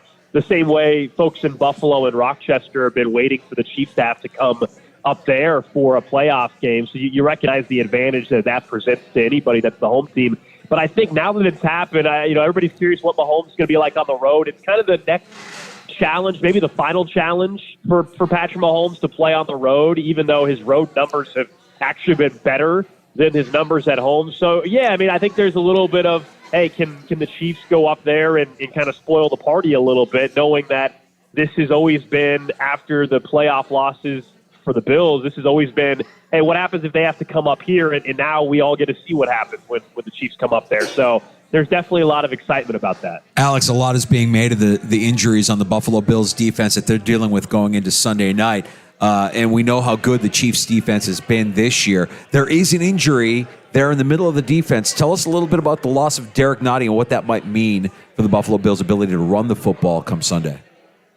Yeah, he's a name that people probably across the league really aren't familiar with. He's mainly a run stuffer, and obviously that's notable in this game, considering what the Bills have done on the run, on the ground, I should say, with James Cook, the last meeting, and obviously the mobility of Josh Allen. He's not a guy that I think swings a point spread or anything like that by any means. But yeah, he's a piece in the middle. There's a guy like Mike Pennell that's going to have to step up. I would say when you're looking at the potential injuries that could have happened on the Chiefs defense, it's probably pretty far down the pecking order of concern. But if there's an opening in the middle of that defensive line, on some run plays, I think that's the guy that you want to have in the back of your mind. Remember that he's missing. Alex, we've been talking a lot about concerns for the Buffalo Bills here in this game. Certainly the injuries here, particularly middle linebacker. You're hoping Taron Johnson, their all-pro nickel corner, clears concussion protocol. But I want to turn the question around here, because what concerns do you have or Chiefs fans have about the Buffalo Bills? Now, number one, of course, would be Josh Allen. Like, Josh Allen could win a game at any time, any place. But what would be the rest of that list? Are there any other concerns you would have heading into this game? Yeah, I think the biggest is the tackles for Kansas City. Their left tackle and their right tackle, Donovan Smith, and the right tackle, Jawan Taylor. I'm sure it's been well documented by you guys, at least at some point this year, when they played back in Week 14 even, which was that Jawan Taylor's been the most penalized football player for the last, I think it's 3 or 4 years now in the league, if not more, and he's been a problem at times for them. And now you go on the road, and you're going to go silent, snap down, and all of that. And I think for me, that's one area that the Dolphins weren't able to expose, one, because the Chiefs were at home, but also the Dolphins just didn't have the horses in that game. Well, when you look at Oliver and you look at Rousseau, I think they could have some success, and the Chiefs are going to have to be sound at left and right tackle. I think they're a little vulnerable there for a variety of reasons, including just self-inflicted wounds. Now, if they're able to hold up because of the injuries that you referenced in the middle of that field, in the middle of that defense for Buffalo, I do think Mahomes could actually carve that defense up, but that's going to require Jawan Taylor playing one of his best games of the year, and he's been a penalty machine for the Chiefs so far. Alex, is too much being made of Kansas City's only win against a playoff team being that Miami team that you dispatched last week? So, look, it's warranted. We went through that as well, even last week, where Miami was 1-5, and the Chiefs were 1-4 against playoff teams. And those two teams, the biggest difference was the Dolphins were negative 91 points, I think, in scoring differential in those games. The Chiefs were something like -7 or -9. But then you look at, Buffalo and Baltimore, 5 wins, 6 wins against playoff teams or something. So it's been discussed. I think where fans are at now in KC and why, if you were to ask them, they've probably not been more confident at any point this season than now. And it's not because they're playing the Bills. It's nothing like that. It's just that there's been disappointment and frustration all year in Kansas City about this offense. And they're finally at a point now where fans look at the defense, number one, and know, hey, this is one of the best, if not the best defense in football. Plenty of faith in what they have done consistently against number one wide receivers. But finally, offensively, they're not trying to be who they were in 2022 or 2021. That's not who they are. They got to lean into the running game a little bit more, focus in on targeting Rashee Rice and just Kelsey and Pacheco, and not try to make Kadarius Toney somebody he's not. And because of that, the offense has been better here against Cincinnati and against the Dolphins. This is a huge step up in competition, but I would tell you, fans are more confident in this team right this second than they have been at any time this year. Yeah, I would agree with you on the running game there. As Alex Gold, 610 Sports in Kansas City, joining us here. As we know, Pacheco not available last time around. And Alex, I go back to the 2020 game, and yes, a lot of the personnel has changed, but the philosophy didn't for the Chiefs that day. That game where nobody could attend here in New York State, where the Buffalo Bills that day, they got run over there in the second half by the Chiefs there. Like it was literally, we're going to run, and the Bills were letting them have the run. And if I had to list my concerns here about this game, number one is, well, you're waking everybody up in Kansas City by giving them a new challenge. Hey, you're on the road. You're an underdog. Can you do this? All right, that gets everybody to sit up straight there a little bit.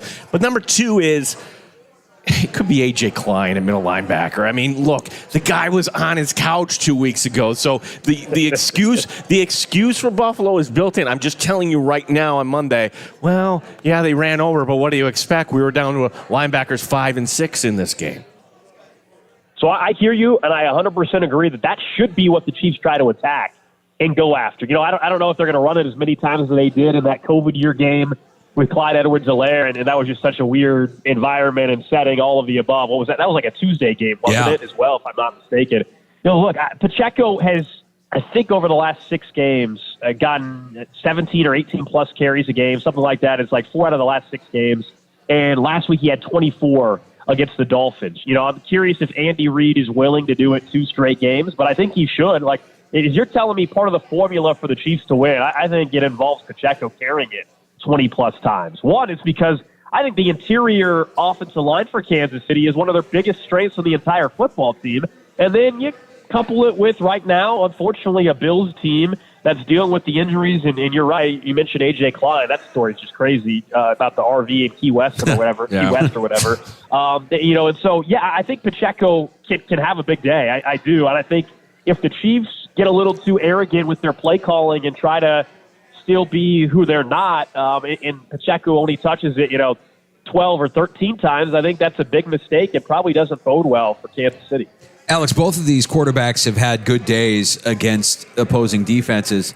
Josh Allen against the Chiefs has done well. Steve Spagnuolo this year feels like he's dialed up a different level with this defense. They're one of the best defenses in the league, very quietly going about their business.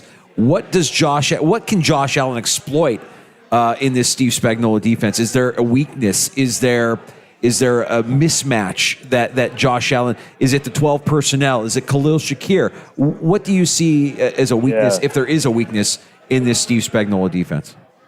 Yeah, look, this has been by far the best defense Mahomes has had. We even talked historically in Kansas City. It might be the best defense since, the Derek Thomas days in the 90s. And even then, you can make some arguments because of just where football is at now in 2024, how difficult it is to play defense. And this might be the best defense in Chiefs history. Now, they're not getting the takeaways the way other, dominant defenses maybe historically in the NFL have been.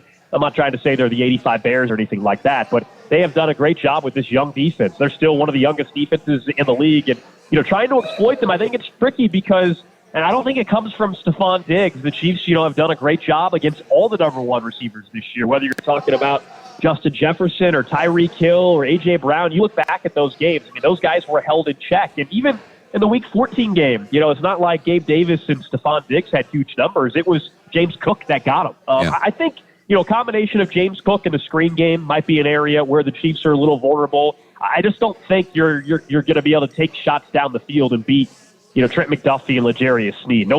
Frankly, nobody's done that this year. It hasn't worked. I would just be stunned if all of a sudden that was the solution. I think it's a little bit of Josh Allen's legs, like always. They got to be really careful with that. Even though they had a good plan the last time out, I think Allen only had 32 yards against the Chiefs, and Kansas City didn't have Drew Tranquill, their linebacker, and Nick Bolton had just come back from a wrist injury. So I think it might be James Cook in a little bit of a screen game and seeing if they can't get some guys in space and see what happens in that realm. I just don't think it's going to be the wide receivers consistently winning one-on-one matchups against the Chiefs corners. Alex, there is one thing that Bills and Chiefs fans are in the same boat on.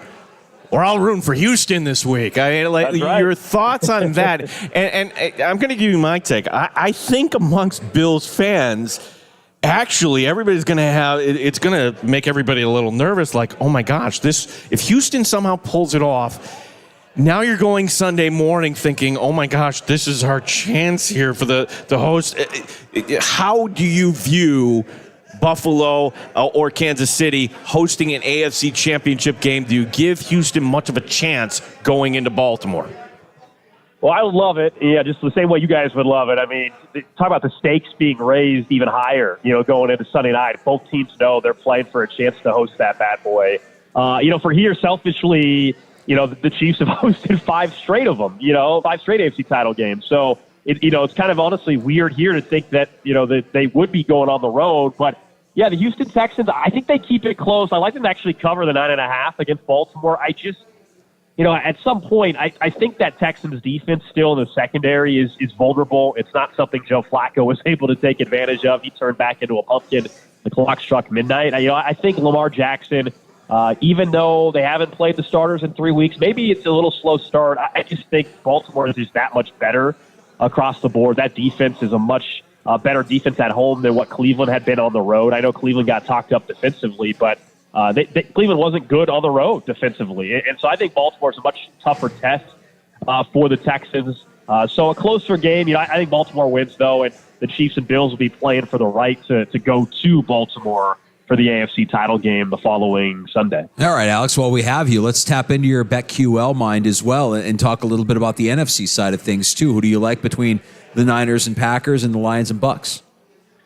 So that Bucs-Lions game is really interesting. You know, it's the second lowest line of the weekend, 6.5 points, compared to some of these other games where you're looking at 9.5 points in that Texans game or even in the Packers-Niners game. I think the first half is the play that I like on Tampa. So Tampa's plus 3.5 in the first half. And so I believe the Lions end up winning and maybe covering the 6.5 for the whole game.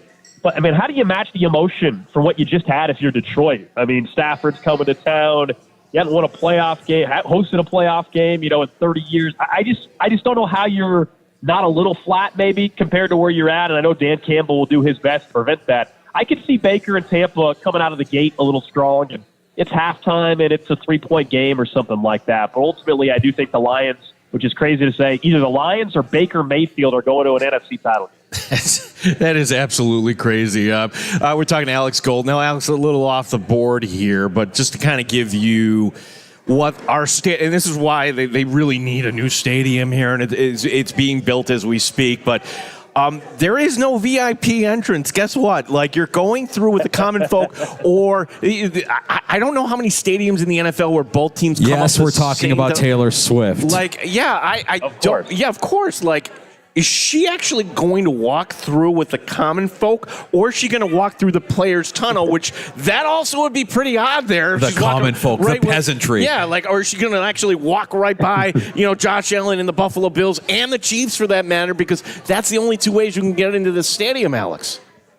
So I'll just tell you how it is at Arrowhead. She goes down through where the players come in. Yeah, so she goes the underbelly, if you will, of the stadium, and they give her a little golf cart that they drive her in from basically the player parking lot, and she comes from the underneath part of the stadium and goes in that way. So my guess is whatever that is, I haven't been to Highmark, but whatever that area is, that player's entrance, that's where my guess is they would try to see if they couldn't get her in through with security that way. Yeah, it's a visiting owner. Like, you'll see the visiting owner go up, but that is the only way in, which would be actually right by the Chiefs' locker room. Well, we've got a great suite set up for her. It's where we normally put our legends of the game. It's in the corner of the stadium. It's obstructed view. It'll be perfect for her. She's going to love Buffalo. I can't wait for her to experience. No snowballs are going to go in their direction. No, not at all. I can't wait for her to experience Western New York. Like, I mean, there's still going to be the snowballs being thrown on the field. What's going on with that? We were talking about this week. What's up with that? Okay, so here's the thing. Like, I don't know, like, how much snow you get out there in Missouri, but why you didn't see snowballs this past week against the Steelers? Because it was so darn cold, and it's fluffy snow, and you really can't pack it. So I don't anticipate the temperatures to warm up to, say, 20. So the answer is no. But you get those kind of like, when the Bills score, you get this cool effect where everybody just kind of throws the snow up in the air. Yeah. That's what you can expect. And we've got hundreds and hundreds of Bills fans lining up today at Highmark Stadium for their $20 an hour to help shovel out Highmark Stadium. It's buried under. Now you tell me. Like, obviously we get there's snow on the ground here in Kansas City. Nothing like what you guys get with the lake effect snow, but we have some snow here, and they've had people shovel out Arrowhead Stadium before. Nothing like what you guys are experiencing. Do fans there do they like? Is that a cool experience for them to shovel it out as well, or is it the same thought from afar like us, where like the Bills can't just pay like a company to come take care of it? I mean, that's where I'm at. I don't understand it, but it is. I mean, I'm sure there are some that are like, oh yeah, that's a cool experience. We'll always remember where we were when we were shoveling out Highmark Stadium. People got frostbite. That's not cool. Yeah. We had one of your guys. Yeah, I was wondering. We had one of your guys, Rob Collins, was driving around, and he sent something last week that we got tagged in. He was driving somewhere on the throughway between Rochester and Buffalo. I'm not sure. He called it a white knuckle experience. Get out of here. We call it a dusting, Alex. It's a dusting. Rob needs to grow a set. I'm surprised. I know Rob. Yeah, he's one of the TV affiliates here. And look, again, we get snow here. Now, it's nothing like that, but I'm surprised he thought it was some white knuckle driving, because we get, it's not like we don't get any winter here. No, you guys get winter. You get ice, and it gets cold. I mean, look, you get cold. Hey, winning that, to see Patrick Mahomes' helmet go full Anakin Skywalker, that was something, man. That was incredible. Some cold temperatures you guys were dealing with against Miami. And Miami, for what it's worth, they just didn't look like they wanted no part of it. They wanted nothing to do with that temperature. Yeah, I know you guys enjoyed watching that. I know obviously it's different this week, but that week I'm sure you guys enjoyed seeing the Dolphins struggle the way they did. Yeah, that was just a pitiful performance all the way around. And the helmet, I mean, Mahomes had to send that helmet off for testing. But he made it clear this week that he told them he wants that helmet back, which you could blame him. That's one of those you got to have forever. Yeah, on the NFL Network right now, Alex, they are showing the 13-second game, and boy, Josh Allen over the top to Gabe Davis. Yeah. I mean, Alex, just let our fan base have one. Just one. I mean, just one. This is all we need. You can have the rest of them. Can we make that deal? Look, guys, if it doesn't happen this week, and this Sunday night, No. When is it going to happen? When's it happen? Yeah.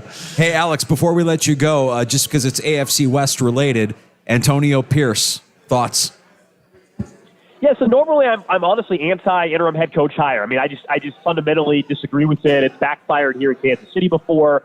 But I think it's a unique spot in Las Vegas just because, one, they had a chance a couple years ago to Rick Bisaccia. They decided not to go that route, and then Josh McDaniels and everything was a disaster. Antonio Pierce, you got the locker room. They can't evaluate a head coach hire anyway, so if there was a franchise anyway to go ahead in the interim route, is probably the Las Vegas Raiders. I think he deserves the opportunity, and it sounds like from all the reports that he's going to bring in a lot of experienced former head coaches to be on the staff with him because, yeah, he's really not experienced. But I'm fascinated to see how it goes. I mean, what do they have to lose in Las Vegas right now with that franchise? Alex, tell everybody what time, where they can get more content, not only on 610 Kansas City, but also on the BetQL network.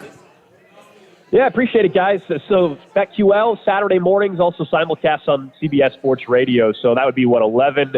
That'd be 10 to noon your guys' time on Saturday mornings, talking all things betting. So we'll be breaking down each one of these games, a couple bets that we really like, and it's one of the best weekends of the year. So looking forward to it. Alex, appreciate you making some time for us here. Let's talk again real soon, bud. All right, thanks, guys. Enjoy your weekend. Alex Gold, 610 Sports Kansas City, joining us here in the Sports Bar with Danger and Battaglia as we hang out at Three Heads Brewing on Atlantic Avenue in the neighborhood of the arts. It's another Friday Football Talk Live. Yeah, I want to say hi to Linda, who came out. Pete, the Jets fan, who he's going to stay true to the Jets. We brought Mike along today wearing his Bills gear. So, and I see Takesman Rob here as well. Rob the Takesman is here. Yeah, I mean, have I talked about the guys in my neighborhood before? I refresh my memory. I mean, there's Tony, there's Doug, there's Nikki G, there's Hughes, there's Tony, there's Joey Dryer Sheets, there's Tom, there's Mike, there's Timmy Parmesan in attendance, Tony, Richie C in attendance, Nikki Eye Drops, there's Tony, there's Rob the Takesman in attendance, Frank, Tony, Nikki Signs, Sammy the Bull, and help me out. Tony. Tony. Hey, not for nothing. So, yeah, we appreciate everybody stopping out. Appreciate the support here as we're live at Three Heads. A Good Smoke Barbecue is being consumed as well. We're going to come back with happy hour next in the Sports Bar. We've got a round of shots. We've got our predictions for Sunday afternoon. Yeah, and look, come on over. Stop on by on your way home from work today. Danger and I will be hanging out here for a little bit. Three Heads Brewing, Atlantic Avenue, biggest Buffalo Bills game in how many years coming up on Sunday? Let's kind of celebrate. 20 plus years? Easily. Like you got to. We can share a cold one and maybe a win or two. Let's get a win. By the way, you're all going to be able to tell Gene why he's wrong when we come back for happy hour next. Your phone calls as well at 866-4FAN, 585-866-4326. The Sports Bar and Friday Football Talk live from Three Heads Brewing on Atlantic Avenue on the Fan Rochester.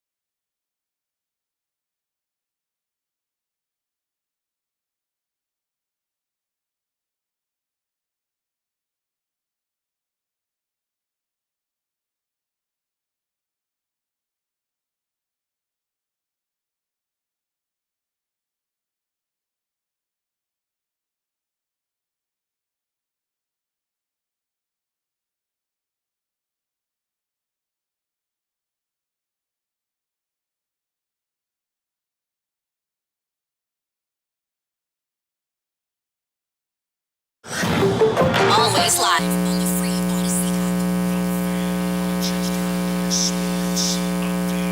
app. Buffalo Bills injury report. 4 players have been ruled out. Christian Benford, Taylor Rapp, Gabe Davis, and Balin Spector. As far as the Bills players that are questionable this week, you have Terrell Bernard, Sam Martin, Rasul Douglas, and Taron Johnson. Von Miller says he's feeling healthier. It took me about 4 months to get to this point. I anticipated me coming back by the end of training camp and feeling good, but that wasn't the case. It took longer than expected, but I'm back. I'm back to feeling like my old self. Bills and Chiefs pregame coverage begins at 2 o'clock this Sunday here on the Fan Rochester. Tonight we got Amherst Hockey. They're playing at Utica. Andrew Mossbrooks will have your call beginning at 7 o'clock. The RIT Tigers trying to break a 2-game slide. Tigers tonight playing at Robert Morris. We're live from Three Heads Brewing on Atlantic Avenue. Gene Battaglin, the sports leader, the Fan Rochester. The Sports Bar with Danger and Battaglia. Live from Three Heads Brewing. It's Football Friday. It's Friday Football Talk Live. We can share a cold one and maybe a win or two. I'll drink to that. Bills, Chiefs, 6:30 Sunday night, live right here. This is the biggest game of Josh Allen's career. This is the biggest game of Sean McDermott's career. And this is what they built this team for. They're expected to win this game. They should win this game. I'm pretty confident in that they will. Mike Danger. 24-21 Buffalo. Taylor Swift is mediocre. You heard me say it. Karma is your boyfriend. She's a 6. 24-21. I hope she hears it. You can have the Swifties coming after Come at me. Gene Battaglia. Here we are again. What more could you ask for? Because this is winnable, but they haven't gotten by this point, meaning Kansas City. This is narrative street, folks. You don't want it another way. And the Chiefs are the team right now in this generation that are standing in the path. The Buffalo Bills are undefeated in weekends where we do a Friday Football Talk Live. Streak ain't going to end this week, folks. Can't end this week. Not going to happen. 95.7 FM and AM 950 The Fan. Rochester. Hey, welcome to Happy Hour as we continue live from Three Heads Brewing on Atlantic Avenue in the neighborhood of the arts. It is Friday Football Talk Live. Mike Danger, Gene Battaglia. We are streaming live on YouTube at The Fan Rochester. You can hear us where we sound our best in the free-to-download Odyssey app. Appreciate you listening locally at 95.7 FM and AM 950, even on your smart device. When you ask it to play 95.7 The Fan, we are getting you geared up for Sunday evening. Bills hosting the Chiefs in the divisional round of the NFL playoffs. Gino, this is it, man. This is the biggest game for the Buffalo Bills in 20-plus years. It's the biggest game since the last time the Chiefs came here, which would have been the AFC championship game in the calendar year of 1994, the 93 season. That's generations, folks. It is that big because getting back to the AFC championship. I want to go back to one thing Alex Gold said, who joined us last hour, because he said, well, for the Chiefs, as you guys have been talking about a lot. I'm like, no, we didn't bring this up once, but it's a good point. The Chief tackles.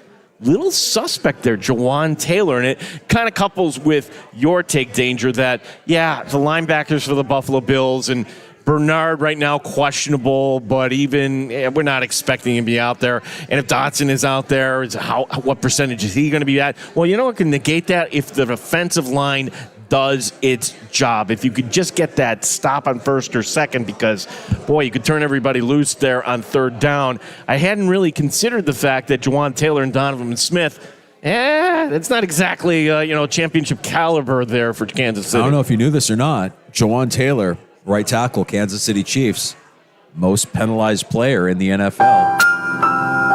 And we have the Sean Hockley crew coming in. Like to throw some flags. I just remember when the season began. I mean, go back to that Thursday night NFL kickoff game with the Chiefs. The rocking motion. Jawan Taylor. And he got off. He didn't really get anything called against him that game, but he has been the most penalized player in the NFL through the course of this season. Taylor on the right side. And Donovan Smith, who's not their normal left tackle, Wanya Morris, would normally get the start there. He's been out. So, there is a bit of a weakness there with the Kansas City offensive line. And if there's a strength right now, the Bills' defense, although they're banged up, it is still that defensive line, the idea that you can rotate guys in, rotate guys out. And right now, with Ed Oliver and Daquan Jones in the middle, you're pretty healthy there with your front four. And hopefully that's enough to help stop the run, help stop Isaiah Pacheco, who was not available to the Chiefs when these two teams met just a few weeks ago. Yeah, and I'm not changing my pick here. I think that Andy Reid is smart enough to know the limitations of his team, meaning Patrick Mahomes pushing the ball downfield, even if it is against a backup corner in Dane Jackson. That's not the way to go here. It's Pacheco. It's keeping Josh Allen off of the field. And I think where Pittsburgh, they had an okay running game coming into that game, Pacheco's at a different level. And even though he's a former 7th-round pick, he's the guy I think that is the chief concern. Didn't mean to do that. The primary concern for Buffalo, I like the Chiefs in this game, 20-17. Shouldn't say I like the Chiefs. Everybody can tell you why they think you're wrong, Gino. People like this. They don't tell you when you're right. No, they only want to tell you when you're wrong, and you might be the only one. Man, I tell you, I've been on the fence all week long about this matchup because you saw the Chiefs do what they did against Miami, and you thought, well, the Chiefs are getting some momentum. They're starting to look like the Chiefs again. That was a really cold weather game that nobody really wanted to be playing, but the Chiefs rose up and they handled Miami with ease. And you look at the injuries on the defensive side of the ball for the Bills, and it seems daunting. It feels like, nice run, but this defense can't. There's no way guys like A.J. Klein and Cam Lewis are going to be able to slow down Patrick Mahomes and this Chiefs offense. It was our conversation with Fates yesterday when we had Dan Fates from 13 Wham Sports at Buffalo Plus join us. And this is a stat that is it's ringing in my head. It's ringing in my head because you start to see patterns and you realize that some teams, despite their record, just aren't at a certain level. The Dolphins made hay all season long, and they were the first place team in the AFC East without beating any team that was above 500. And then you learn that the Kansas City Chiefs, the winners of the AFC West, throughout the course of the season, beat only one AFC playoff team. That playoff team is the team that they dispatched of last week, the Miami Dolphins. Then you look at the Buffalo Bills. And we talk about this season, and we look back and we see some losses that are memorable losses, spectacular losses that you shouldn't have on your resume, yet they're there. And now you're playing for each other. And you've got this win streak going on. And when you look and compare the Bills to the Chiefs, and you think, all right, the Chiefs only beat one AFC playoff team, the Miami Dolphins, throughout the course of the season. Well, the Bills only lost to one playoff team through the course of the season. That was the Philadelphia Eagles. And they lost that game, let's face it, on a 59-yard field goal in the rain that probably you wouldn't think would happen. So I think the Bills are just a little bit of a higher caliber right now. The point spread being what it is at 2.5 feels about right. The over-under feels about right. For me, it's 24-21 Buffalo. They get the win, and they advance to the AFC Championship. Well, on the positive side, I'll present 4 scenarios, right? Bills blowout win, Bills close win, Chiefs close win, Chiefs blowout win. Which is the least likely? I can't imagine Kansas City coming in here and blowing out Buffalo. That would be a set of extraordinary circumstances. Well, that's what happened last year with Cincinnati. I mean, that felt like a one-sided game. When Cincinnati came into Buffalo last year, 11 points. In this spot, it felt like that was a one-sided affair. If Kansas City comes in and does that, what does the world look like on Monday? I mean, the good news for Sean McDermott is he's got a built-in excuse. He's not going to make excuses, but he has a built-in excuse in that this defense is beat up. It is patchwork. We don't know, as of right now, who exactly will be out there. Lots of names on this injury report, many of them listed as questionable, and probably will come down to game-time decisions. Yeah, let's go over that for a second. So, already ruled out for this game, Benford, Rapp, Gabe Davis, Balin Spector. Any concern with Benford being out, Danger? Or I guess any concerns with any of these guys? If Douglas is back, I'm less concerned about Benford. You've gotten good play out of Dane Jackson. I'm sure he'll be targeted. But if Douglas comes back and you've got Douglas and Jackson, I think that probably works out okay. I'm not as concerned about Kaiir Elam. If Kaiir Elam does find his way on the field, what we learned about this Hochuli-led crew is they are the NFL crew that's called the fewest defensive pass interference penalties in the league this year. And if you're defensive holding, if you're Kaiir Elam, very handsy at the corner position, then you could stand to see him a little bit out there. But I imagine you're going to see Douglas. I imagine you're going to see Dane Jackson. You'd love to have Benford out there. He's been great all season. I think you can get by without him. I think you're fine without Gabe Davis. Balin Spector has been a nice story the last couple of weeks, but if he can't go, you're going to get by. Again, assuming Tyrell Dodson can go. Terrell Bernard, if he goes, I'll be like, whoa, Terrell Bernard's a gamer, because it's not a great look when you're getting wheeled off the field one week and the following week you're out there with a sprained ankle. I was glad we were joined earlier today, and you can download it, listen to the Rewind feature in the Odyssey app. Joe Marino from the Locked On Bills podcast, and talking about Dotson and how he was a target for Bills fans early this year.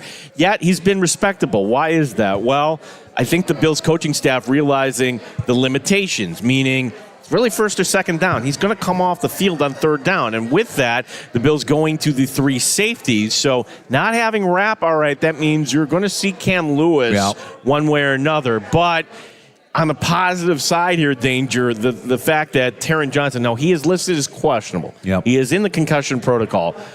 But today he was telling all reporters, I feel fine, I'm good, everything is good. So I would just say it's trending in the right direction for Johnson to play. Certainly for Rasul Douglas to play. Bernard, hard for me to imagine a guy who was carted off last week, didn't practice at all this week. I think that's a little gamesmanship by Sean McDermott. And Sam Martin, I don't want to say who cares. From a punting standpoint, I would say who cares, all right?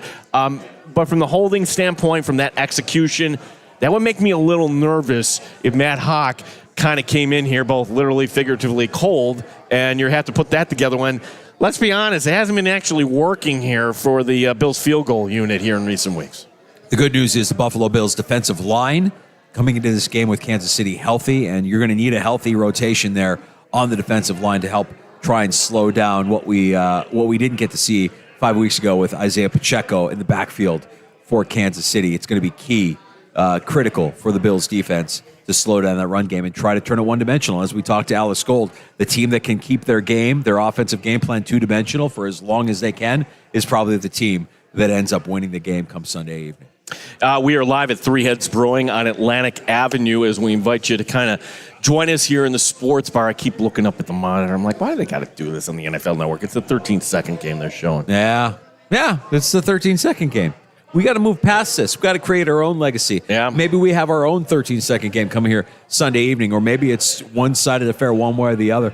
Look, Josh Allen's been playing great, and he's always done well against Kansas City, against Steve Spagnuolo, the guy that I think everybody is looking at to see what kind of a game he has, because he had a good game against them a few weeks ago. Will James Cook get it going against the Kansas City Chiefs come Sunday evening? Yeah, as I remember, you got to go back to, he went over for, how many yards was it, that December 10th game? But I remember just him running down the left side, right on the wheel seam. route. Boom, touchdown. Like, if they can get him in the passing game, which, it's been hit and miss. That was a hit.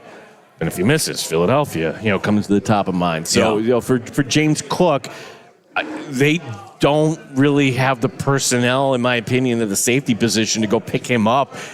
So that would be kind of a concern. The two tight ends here. I also want to talk a little bit about Steph Diggs. So Diggs has been a topic of conversation, and he's banged up without a doubt. Got the wind knocked out of him. If you haven't seen it already, look at the Miles Jack play, where Miles Jack, I don't know, did he get confused thinking that Diggs was the ball carrier, or was that just the cheapest of cheap shots? I don't know, but Diggs was down 30 seconds after that hit. Yeah. Diggs today is taken off of the injury report, so you'd expect him to go, but he's certainly a lot of guys on this team. Not 100%. There's a guy on Kansas City's defense who's not a household name, but I think this is impactful to know that Derek Nottie is out, their defensive tackle.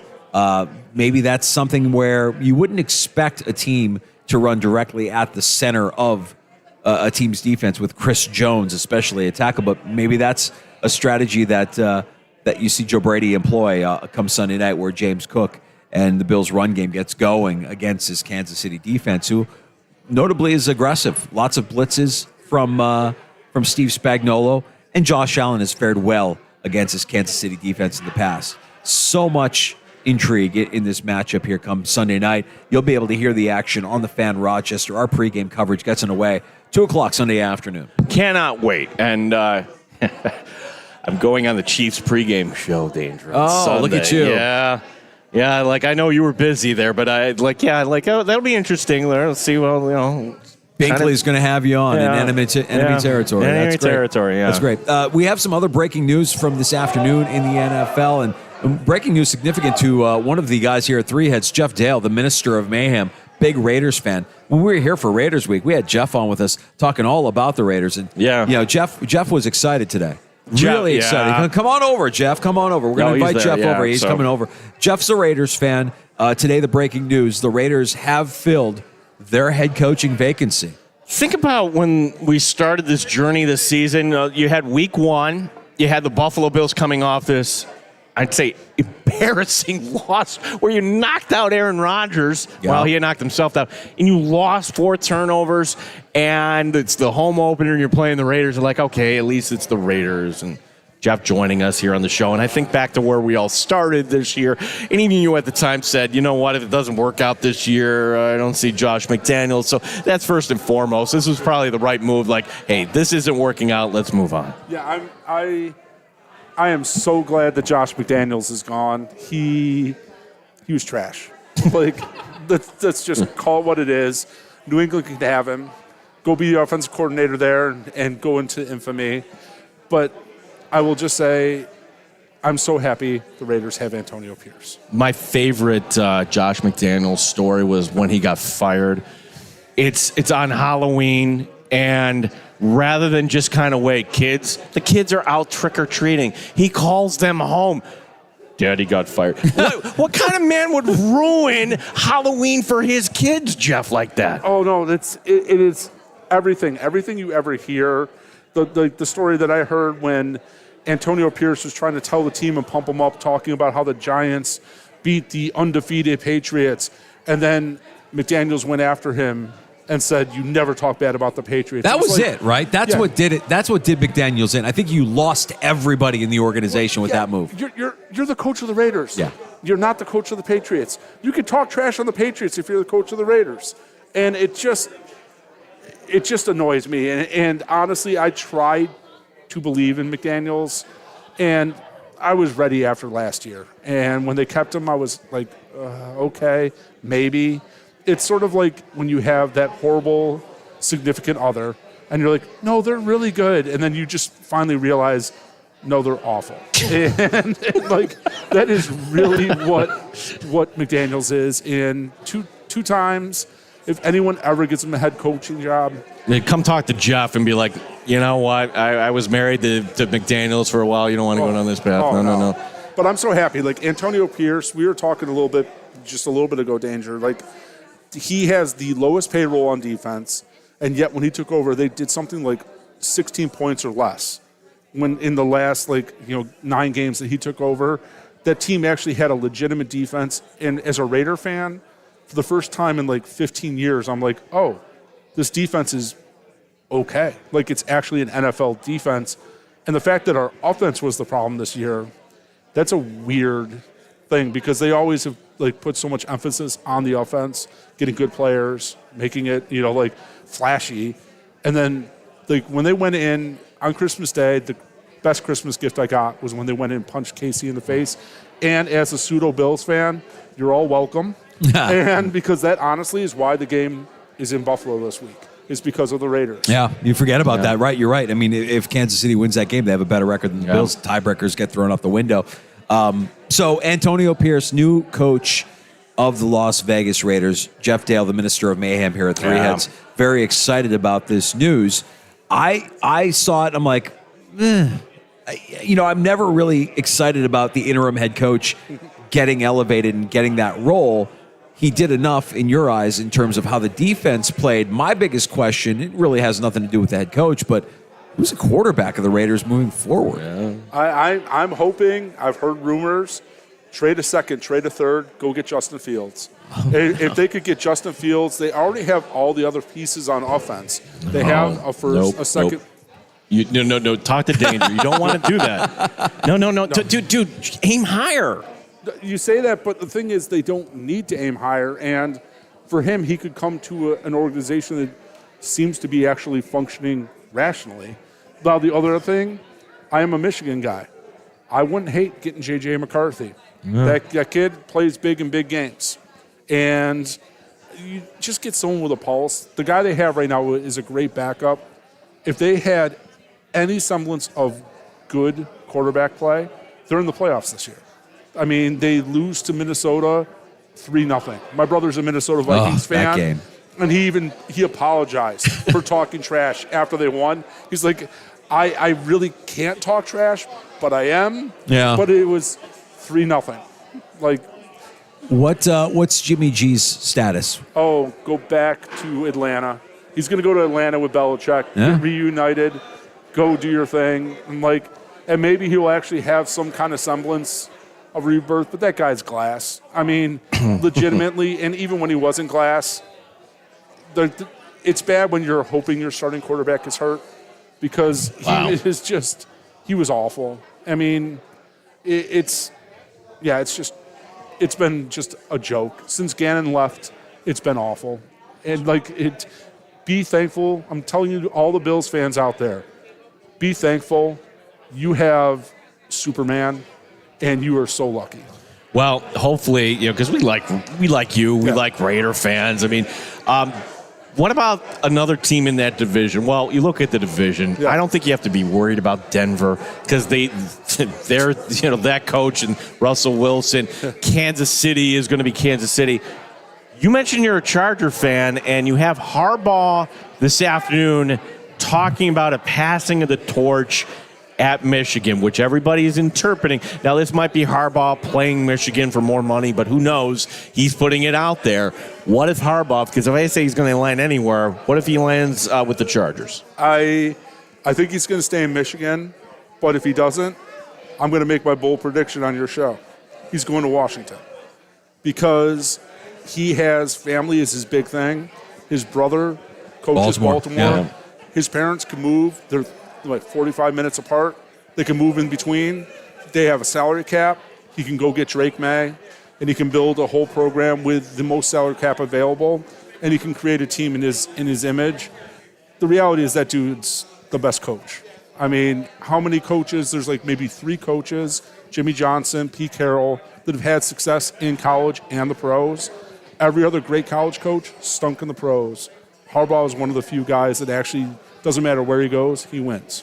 Jeff Dale, the Minister of Mayhem, just dishing out takes on the NFL. I love it. Dude, I'm 3 beers in. Then I'm Well, good. listen, man, we appreciate you having us here as always. You're always our gracious host here at Three Heads for Friday Football Talk Live. Love the crowd here. Love the energy. Love the atmosphere. I think we're going to be in for a treat on Sunday night when the Bills take on the Chiefs. By the way, I will just say, the second best barbecue we're going to have this whole weekend is right over here with good. Raider fan, smash those boys, please. Please. There's nothing better than icy Patrick Mahone tears. And give where's Biggie? Biggie is I've dubbed Biggie. I gave Biggie a label. I saw Biggie earlier this week. Yeah. He is now the CGT.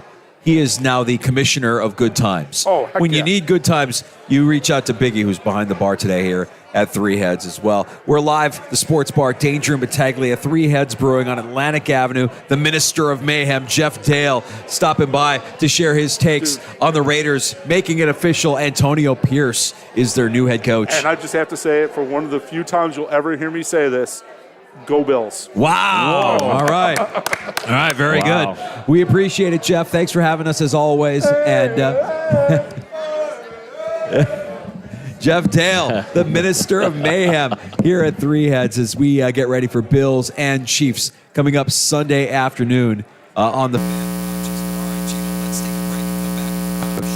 Yeah, we got some movers and shakers here in college football. A well-known sports media company went out of business today.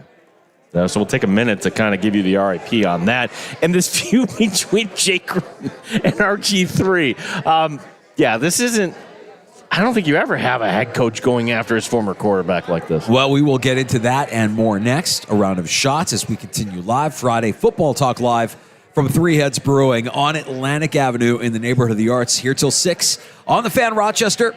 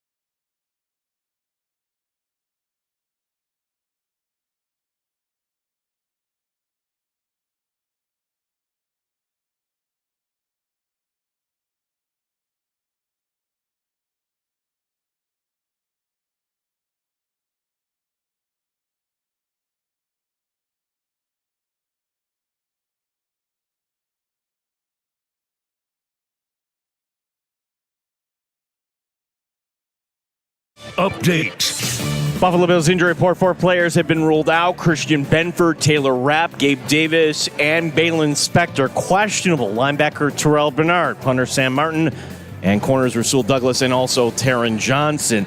Sean McDermott says this is different than the December game. I think everybody looks a little bit different, right?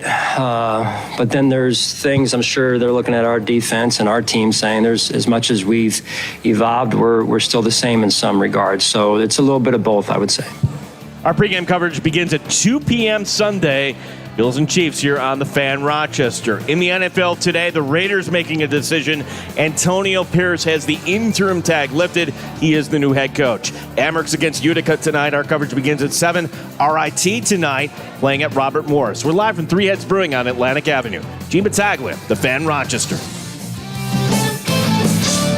If you want pure, unfiltered, unadulterated sports, you've come to the right place. 95.7 FM, The Fan, Rochester. They've got a great fan base, and we've spent a considerable amount of time out in Kansas City at Arrowhead Stadium, and you can hear their fans. They play a part in that stadium, in that team, in that organization. Our fans do the same, and I'm looking forward to seeing and hearing Bills Mafia showing the NFL community what we're all about here and what they're all about. Something I've gotten a chance to see over the last 7 years, and I can't wait for them to play a part in our game Sunday night. That's Buffalo Bills head coach Sean McDermott. Yeah, the Bills fan base, Kansas City's fan base. Oh, here's what we know about the Bills fan base today. They're lining up at Highmark Stadium to shovel out the stadium, get all that snow out of it. Hundreds. Literally hundreds of people in line to get that $20 an hour. Yeah, I'm hoping by the time kickoff comes around, it's going to be a better fan experience for everybody. But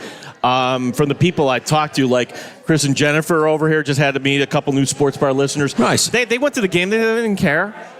Didn't care at all. Like, yeah, they were standing in the snow. Didn't mind at all. So, I mean, cold, if you're winning, not uncomfortable at all? Yeah, no. It's like if you're winning and you're there for your team. But I'm telling you, that fan base is going to be ready to go coming up on Sunday night. You have all day to kind of tailgate. Fantastic action out in Orchard Park.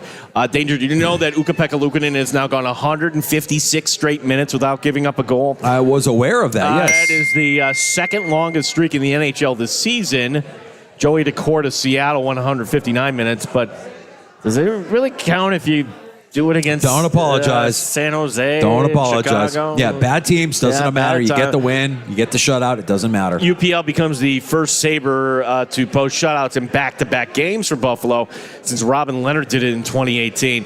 Buffalo over Chicago 3-0. Tampa Bay comes in for the early face-off tomorrow, 12:30 for the coverage here on The Fan. I was frustrated last night, man. I was all geared up, ready to go. First of all, I was geared up, ready to go for Wednesday night. Go see the Hawks at KeyBank. I was excited. A little bummed out the Connor has his face busted up and he was going to be on the ice, but he has still a chance to see the Blackhawks against the Sabres. I was excited.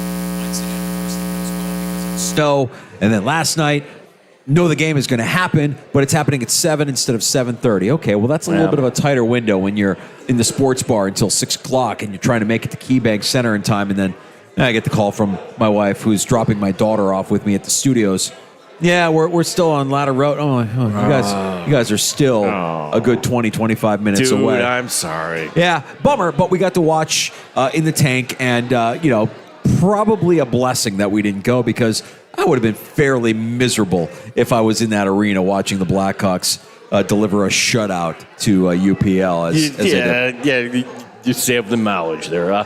Did you ever notice that University, or is it just me? I think the University of Miami head coach Jim Marinay looks like Jim Boeheim. A little bit, maybe a little bit. Or is it just me? You be the judge. Maybe we can have the dueling holograms tomorrow. Miami coming to the Dome tomorrow. Both teams at 12-5. Of course, the Hurricanes coming off that Final Four appearance.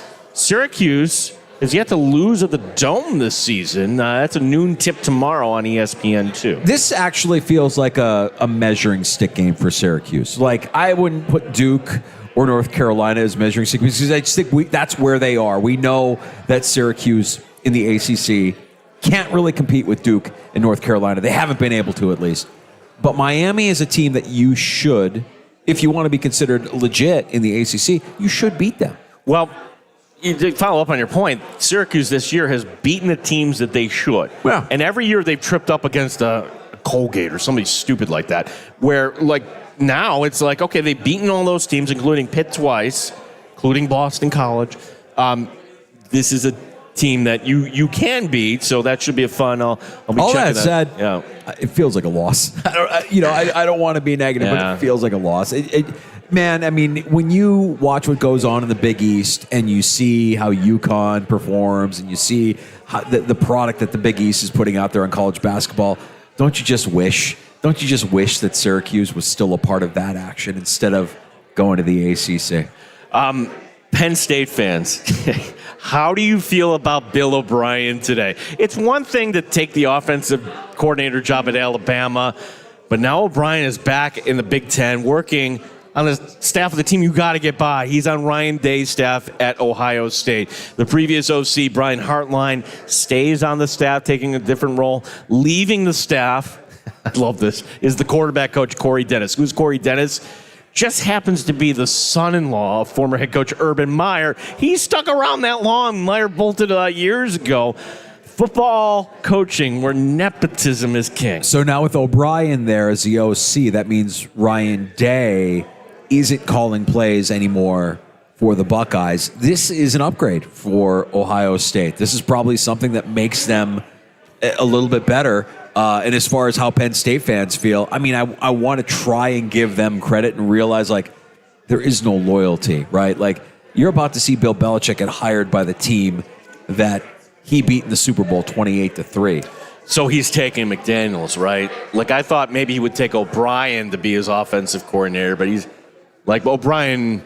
Although, would you say that is that the better? I'm being honest here. Like, what's the better job? Ohio State offensive coordinator or working under Bill Belichick as the offensive coordinator? I mean, that's an answer that only Josh McDaniels knows. It's or Bill a question O'Brien, that they only know the answer to that question, right? Like, I think Josh McDaniels working with Bill Belichick has been proven time and time again. It works. Like, the two of them, for whatever reason, it somehow works out. Whereas Josh McDaniels as a head coach, no, obviously that's been a spectacular failure, and we don't expect anything. And Bill O'Brien as a head coach wasn't necessarily all that either. So after one season with New England as the OC, Bill O'Brien back to the college ranks, the new OC for the Ohio State University. This next note isn't surprising, but it still makes me sad because I remember just going to the mailbox looking for Sports Illustrated, how exciting that was. Today, Sports Illustrated is out of business. They let go of all their employees. The parent company missing payments, so they don't have. So it's very unclear what happens to the brand moving forward. But right now, Sports Illustrated doesn't exist. There's a good chance it'll never come back. You're kidding me. Walk me through this, because they've still existed as an entity. There's a website component to it, obviously. Gone. All of it? All of it, all the microsites, everything. Don't bury the lead. Am I going to get a swimsuit issue? Gone. Damn it. Gone. It's all over. Although we know the swimsuit issue isn't what it once was. No. Hasn't been for years. The whole brand is shot. Completely. Yeah, it's entirely sad. And when they started to skimp on the writers, then, it's who do we have on? Connor Orr. Fantastic every year. Yeah, 70 employees got let go today. That's sad. They had a staff of 70 even to this day. It became more of a monthly at this point, which is fine. But if you did have a subscription, you're out of luck. You're not getting it anymore. That's too bad. Yeah, bankrupt. We're on day number 5, finally, between... Have you seen this feud between the dumbest feud of the year? RG3 and his former head coach, Jay Gruden. Now, I'm going to skip over the blow-by-blow of how this escalated, the back and forth, and it's so immature, saying something on Twitter and then replying, and then me talking on my podcast, and then you talking on your podcast. It's all dumb, but I'm just going to cut to the end here. Gruden with the mic drop on RG3, quote, "You weren't good enough. Kirk was better. Cleveland didn't want you. Baltimore didn't want you either. Quit blaming me." Gruden, who cares? Gruden then deleted the post. I'm telling you what, dude. Like, when I hear things like this, stories like this, we not adults? What are we doing? What are these two guys doing? Do you not want another job? What are we doing? What are these do you realize this going back and forth on social media like a couple of teenage girls? Oh, who cares? He's not wrong. RG3 needed to be better. RG3 also was broken by Mike Shanahan. Completely broke the quarterback. And was never the player that he potentially could have been because of that run his rookie year. And for what it's worth, Kirk Cousins, was he better at the time? Yeah, sure. You could say he was better. Times he had a better career? Yes, he's had a better career. But, I can't help but wonder what RG3 could have been if not had he been broken by Mike Shanahan that first year in Washington. Just a disaster. The right now on NFL Network, they're showing the 13-second game, and Kansas City is ahead 33-29. I'm just wondering, the Buffalo Bills, had they gone for 2 in that game, Danger? That's another one. We got to let that go. Why are they playing I know they're this? playing it because it's a big matchup. We got to let it go. I mean, look, you got an opportunity on Sunday now if you're the Buffalo Bills to create your own legacy, a brand new narrative, a new story, get over on Kansas City, do it at home and do it in a way that everybody will remember for years to come. And who knows what the future holds? Who knows what the world looks like on Monday, considering that, tomorrow afternoon, you've got Baltimore hosting Houston. There's still a chance that either Buffalo or Kansas City is hosting the AFC Championship game come next weekend. That's going to be an interesting thing to watch tomorrow afternoon as well. For what it's worth, okay, I'll give you my picks, you give you your picks. Now, I already said Kansas City 20-17. I'll just do this by the points here, okay? I think Baltimore mows down Houston. Everybody's saying Houston's going to keep this close. Like Harbaugh has built a team for physicality, and that enough alone. Lamar Jackson doesn't need to be great in this game. Just don't turn the ball over. So I think Baltimore will take care of business, and I think you'll be eating dinner at halftime, like not worried about the second half in that game. Here's the fun part, Danger. I think Green Bay goes into San Francisco and wins outright. Really? Yep. So I will take Detroit to cover. I will take Green Bay in the upset. And I'm taking Kansas City. All right. What do I like? Let me think here. I will tell you in that early game, I'm with you. I think Baltimore does win that game. I don't like Lamar Jackson in his touchdown prop. I like Lamar Jackson go under 1.5 touchdowns against the Texans. I do like the Niners come Saturday night. The Bucks plus 6.5 at Detroit. Give me the Bucks. Give me the Bucks plus 6.5. And I also like Rachaad White under 15.5 rushing attempts against the Lions. The Sunday night game, man. The Bills minus 2.5. I've got the Bills winning 24-21. I feel like that spread is right about where it needs to be. That over-under is right about where it needs to be. It's going to be tight. I don't think it's going to be a one-sided affair. I'd be surprised if it's a one-sided affair. If one of these teams on Sunday night doesn't show up, it would be so out of character given what they've given us through the course of the last few years when they've met, both in the regular season and in the postseason. And I give the slight advantage to the Bills. I know the defense is banged up, but I think Sean McDermott's done a great job of making sure his guys know where they need to be and when they need to be there. Offensively, I trust in Josh Allen to limit the mistakes and do just enough to get past Steve Spagnuolo in that aggressive Kansas City defense. So give me the Bills for the win on Sunday night to advance to the AFC Championship game. Yeah, I Danger, it's going to be a lot of fun if that happens. Well, either way, the world is going to be on fire Monday because Bills fans will be so sky high.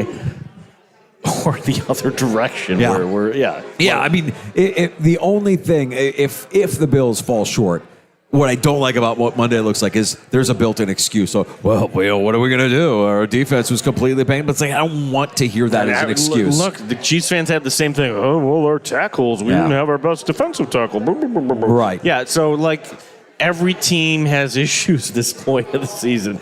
They just do. And the positive thing for the Buffalo Bills is this. Does 17 play his best football? If the answer is yes, the Bills win this game. If it's Josh Allen turning the ball over 3 times, you tell me. Yeah, been playing pretty well the last few weeks. We'll see what we get. If good Josh shows up, you got to like the chances of the Buffalo Bills. We'll have that game for you on the Fan Rochester. Our pregame coverage starts just after 2 o'clock Sunday afternoon here on the Fan Rochester as we continue live from Three Heads Brewing. The problem with Good Smoke being here is I want to talk about the Good Smoke barbecue that's on. Three Heads Brewing has been fantastic, as they always are, as our gracious hosts here in the neighborhood of the arts on Atlantic Avenue. and the delicious barbecue from our friends at Good Spoke Barbecue and Pub here as well. All of our regulars hanging out, and we're ready to kick off our sports weekend. We have last call next. That means you can join us on the Fan. 866-4326 is the Good Smoke Barbecue and Pub Wingman line. 866-4FAN. If you want to pull up a stool, we've got Tim back at the studio fielding your calls if you want to join us. You know, when it comes to the NFL playoffs, you've got to win one game at a time. Mike Danger now for FanDuel Sportsbook, official partner of 95.7 The Fan. When you bet the NFL playoffs on FanDuel, one game can mean a lot of wins. FanDuel, America's #1 sportsbook, has all your